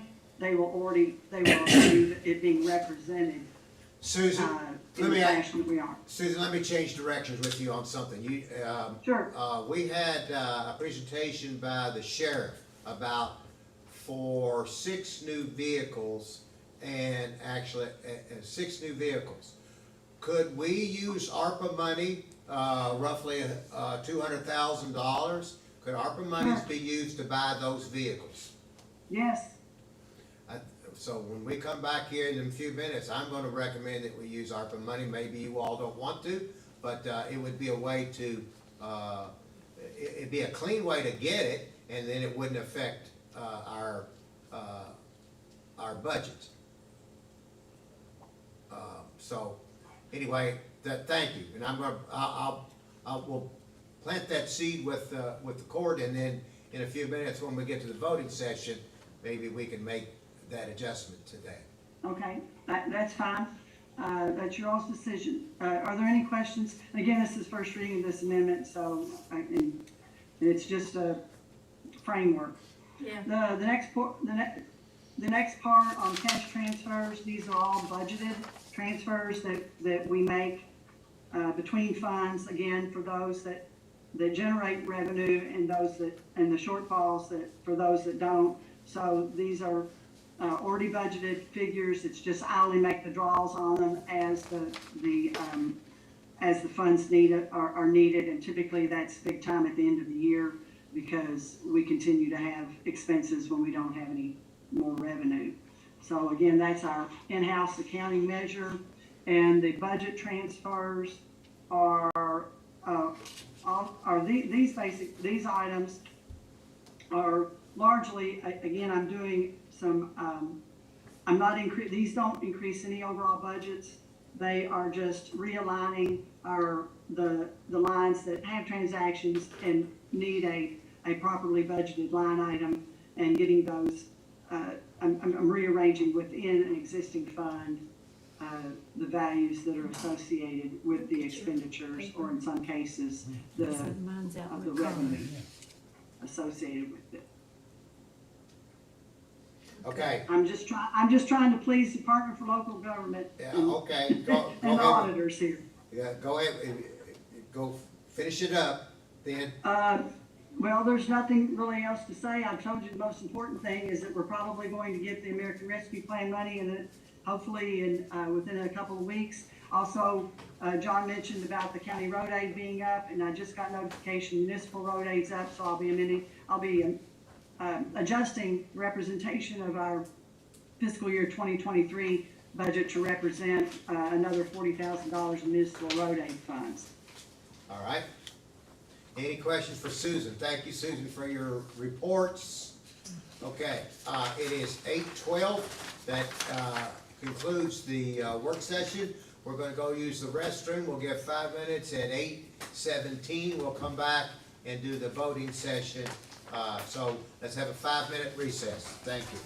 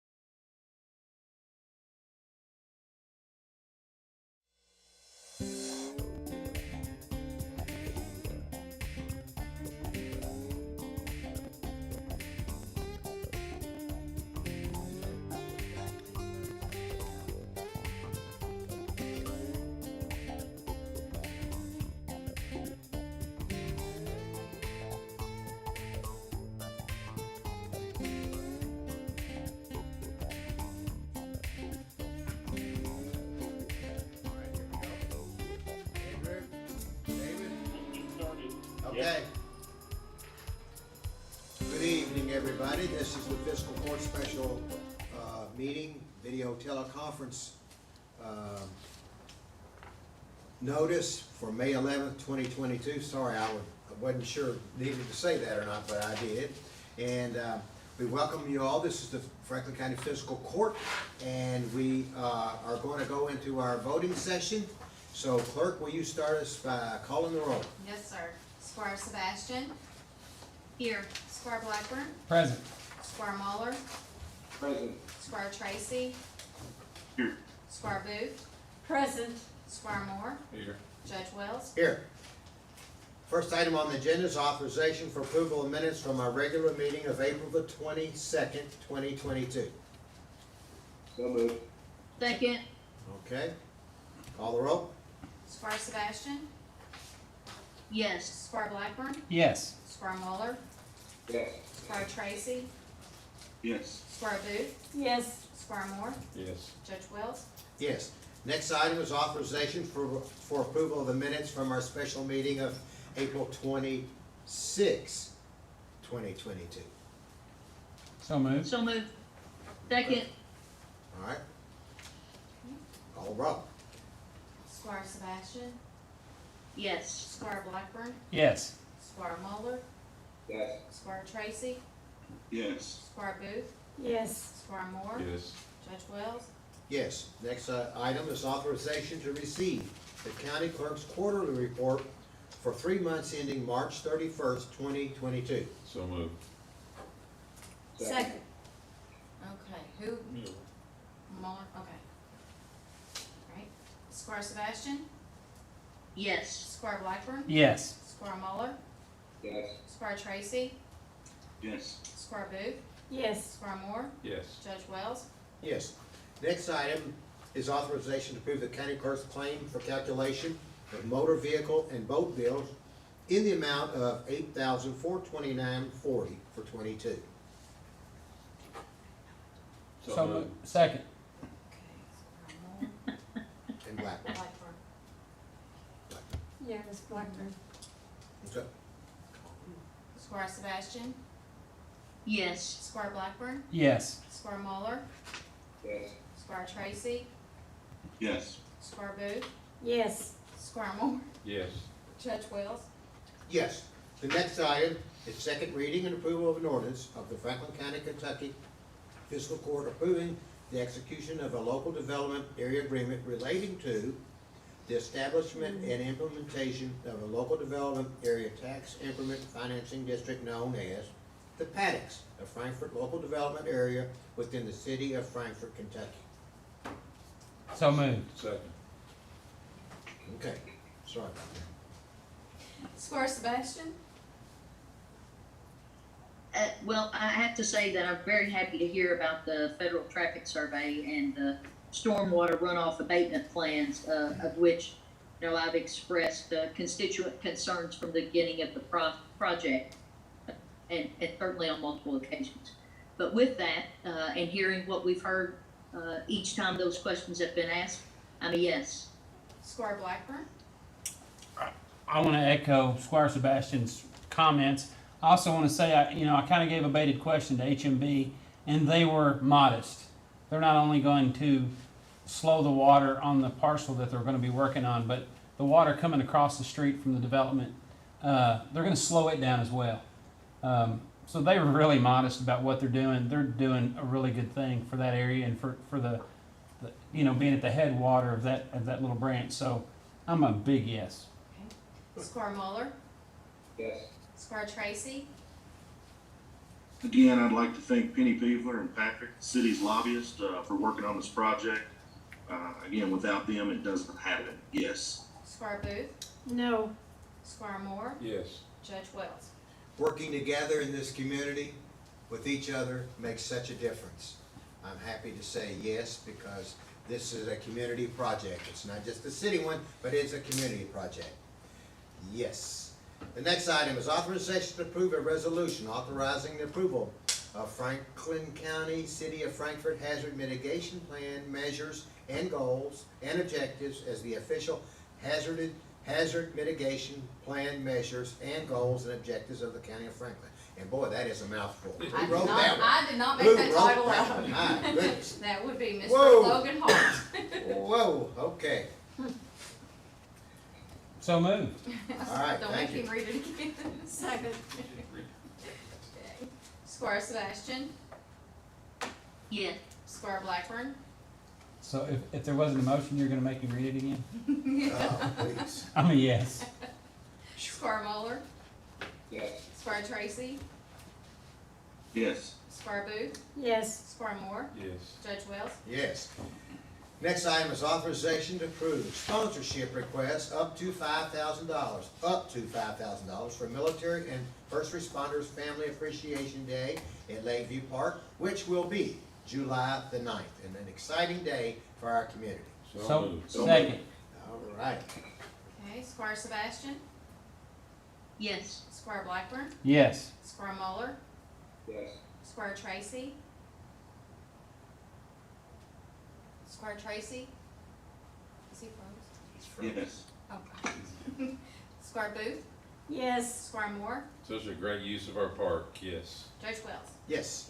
The next item is authorization to approve an addendum to the Central Kentucky Hauling Agreement to implement a fuel recovery fee using the Department of Energy's monthly average, Midwest number 2, fuel rate using a base rate of $3 and a maximum of $5.75, and actual gallons used retroactive to March 2022. So moved. Second. Muller seconded. Okay. Squire Sebastian, Yes. Squire Black, Did specify, correct? I'm sorry. We did specify option 1 since there were 2 in our agenda packet. We didn't reference the option, we just included that in the motion, if that's okay. Okay, that's, I'm just trying to make sure I heard it all. Okay. Yes. Thank you. Squire Blackburn, Yes. Squire Muller, Yes, I'm appreciative of the task force working with the fiscal court to come to a resolution for Mr. Skaggs, and I'm a yes. Squire Tracy, Yes. Squire Booth, Yes. Squire Moore, Yes, this is very important to them and to keep our trash picked up and not have a company go out of business and default. I think this is a great thing we're doing here. Judge Wells. Yes, and I do want to say thank you to the Central Kentucky Hauling, because they've done a good job of picking up our trash in our community, and they've been a good partner. We got a good bid a few years ago, and so we know that there is an additional cost. Everybody is seeing that, and we are also appreciative of them working with us to try to work through this for a resolution. I vote yes. The next item on the agenda is authorization to approve a resolution to apply for a grant with the United States Department of Homeland Security in the Commonwealth of Kentucky for the Franklin County Sheriff's Office and Franklin County Fire Department. So moved. Second. Okay. Squire Sebastian, Yes. Squire Blackburn, Yes. Squire Muller, Yes. Squire Tracy, Yes. Squire Booth, Yes. Squire Moore, Yes. Judge Wells. Yes, I believe Squire Tracy's Wi-Fi is wearing down, so. Yeah, he's freezing up. Yeah, he's freezing up quite a bit, Squire Tracy, so hang in there with us, all right? I'm trying, sir, I'm trying. The next item is authorization to declare fire department equipment as surplus for disposal by auction through Gov Deals. So moved. Second. Okay. Squire Sebastian, Yes. Squire Blackburn, Yes. Squire Muller, Squire Tracy, Yes. Squire Booth, Yes. Squire Moore, Yes. Judge Wells. Yes. Next item is authorization to hire Dalton Schaub as a firefighter. So moved. Second. Second. Squire Sebastian, Yes. Squire Blackburn, Yes. Squire Muller, Yes. Squire Tracy, Yes. Squire Booth, Yes. Squire Moore, Yes. Judge Wells. Yes. And we welcome, Mr. Schaub as a firefighter. Welcome to our great firefighters here in Franklin County. All right, the next item is authorization to approve a resolution adopting and approving the execution of a county road aid co-op program contract between the Fiscal Court and the Commonwealth of Kentucky Transportation Cabinet Department of Rural and Municipal Aid for the fiscal year beginning July 1st, 2022. So moved. Second. Second. Squire Sebastian, Yes. Squire Blackburn, Yes. Squire Muller, Yes. Squire Tracy, Yes. Squire Booth, Yes. Squire Moore, Yes. Judge Wells. Yes, the next item is authorization to reject bids for Gregory Woods Bridge replacement and re-advertise. So moved. Second. Call the roll. Squire Sebastian, Yes. Squire Blackburn, Yes. Squire Muller, Yes. Squire Tracy, Yes. Squire Booth, Yes. Squire Moore, Yes. Judge Wells. Yes. The next item is authorization to approve bringing 9 employees up to the minimum pay grade based on the compensation study and provide a 3% across-the-board compensation adjustment effective July 1st, 2022. It says 2023. Oh, 2022. 2023 fiscal year. Sorry. So moved. Second. Okay, Squire Sebastian, Yes. Squire Blackburn, Yes. Squire Muller, Yes. Squire Tracy, Yes. Squire Booth, Yes. Squire Moore, Yes. Judge Wells. First, I want to say thank you to the Fiscal Court because we took this endeavor on way back in October, Betty, to get a compensation plan adopted to help our employees.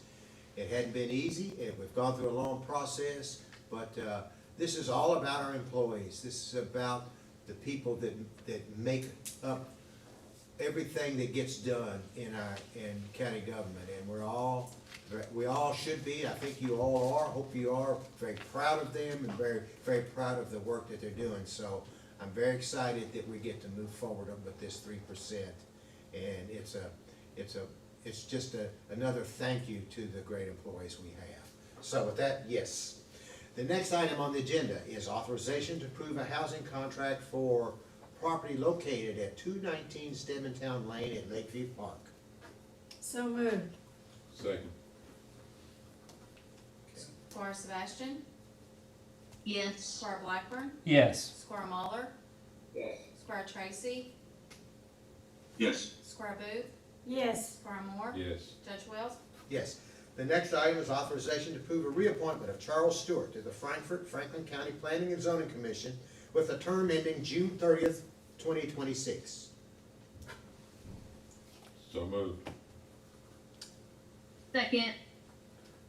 Call the roll. Squire Sebastian, Yes. Squire Blackburn, Yes. Squire Muller, Yes. Squire Tracy, Yes. Squire Booth, Yes. Squire Moore, Yes. Judge Wells. Yes, and thank you to Mr. Stewart for serving. Being on the Planning and Zoning Commission is not an easy task, and he has been a very good member, and we're very appreciative of his service on this board. The next item is authorization to approve a reappointment of Steve Micah to the Elkhorn Water District with a term ending June 30th, 2026. So moved. Second. Okay, Squire Sebastian, Yes. Squire Blackburn, Yes. Squire Muller, Yes. Squire Tracy, Yes. Squire Booth, Yes. Squire Moore, Yes. Judge Wells. Yes, and I want to thank Mr. Micah for serving on the Elkhorn Water District Board. He's been a very good member as well, and a very valuable asset in helping move that water district forward. So thank you, Mr. Micah, for serving. The next item on the agenda is authorization to accept the audit report for Franklin County Fiscal Court for the fiscal year ending June 30th, 2021. So moved. Second. Okay, Squire Sebastian, Yes. Squire Blackburn, Yes. Squire Muller, Yes. Squire Tracy, Yes. Squire Booth, Yes. Squire Moore, Yes. Judge Wells. Yes. The next item is first reading of amendment number 4 to ordinance number 6, 2021, relating to budget for the fiscal year 2021-2022. This will be on our June 1st meeting, the vote. This is a first reading. The next item is authorization to approve budget transfers for fiscal year 2021-2022. So moved. Second. Yes. Square Moore? Squire Sebastian, Yes. Squire Blackburn, Yes. Squire Muller, Yes. Squire Tracy, Yes. Squire Booth, Yes. Squire Moore, Yes. Judge Wells. Yes. The next item is authorization to approve cash transfers for fiscal year 2021-2022. So moved. Second. Squire Sebastian, Yes. Squire Blackburn, Yes. Squire Muller, Yes. Squire Tracy, Yes. Squire Booth, Yes. Squire Moore, Yes. Judge Wells. Yes. Next item is authorization to receive the treasurer's report. So moved. So moved. Seconded by Squire Sebastian. Squire Sebastian, Yes. Squire Blackburn, Yes. Squire Muller, Yes. Squire Tracy, Yes. Squire Booth, Yes. Squire Moore, Yes. Judge Wells. Yes. The next item is payment of claims. Is there a motion to deny any payment of any claims? Okay, seeing none, let the record reflect claims are to be paid. The next item is authorization to go into closed session per KRS 61.810, subset 1, subset B, deliberations on the future acquisition or sale of real property by a public agency when publicity would be likely to affect the value of the property. No action will be taken during this closed session, and we will return to open session to adjourn. So moved. Second. Squire Sebastian, Yes. Squire Blackburn, Yes. Squire Muller, Yes. Squire Tracy, Yes. Squire Booth, Yes. Squire Moore, Yes. Judge Wells. Yes. All right, So, who would you like to stay in? Charlie Lewis? Charlie, be fine, and I think Rick.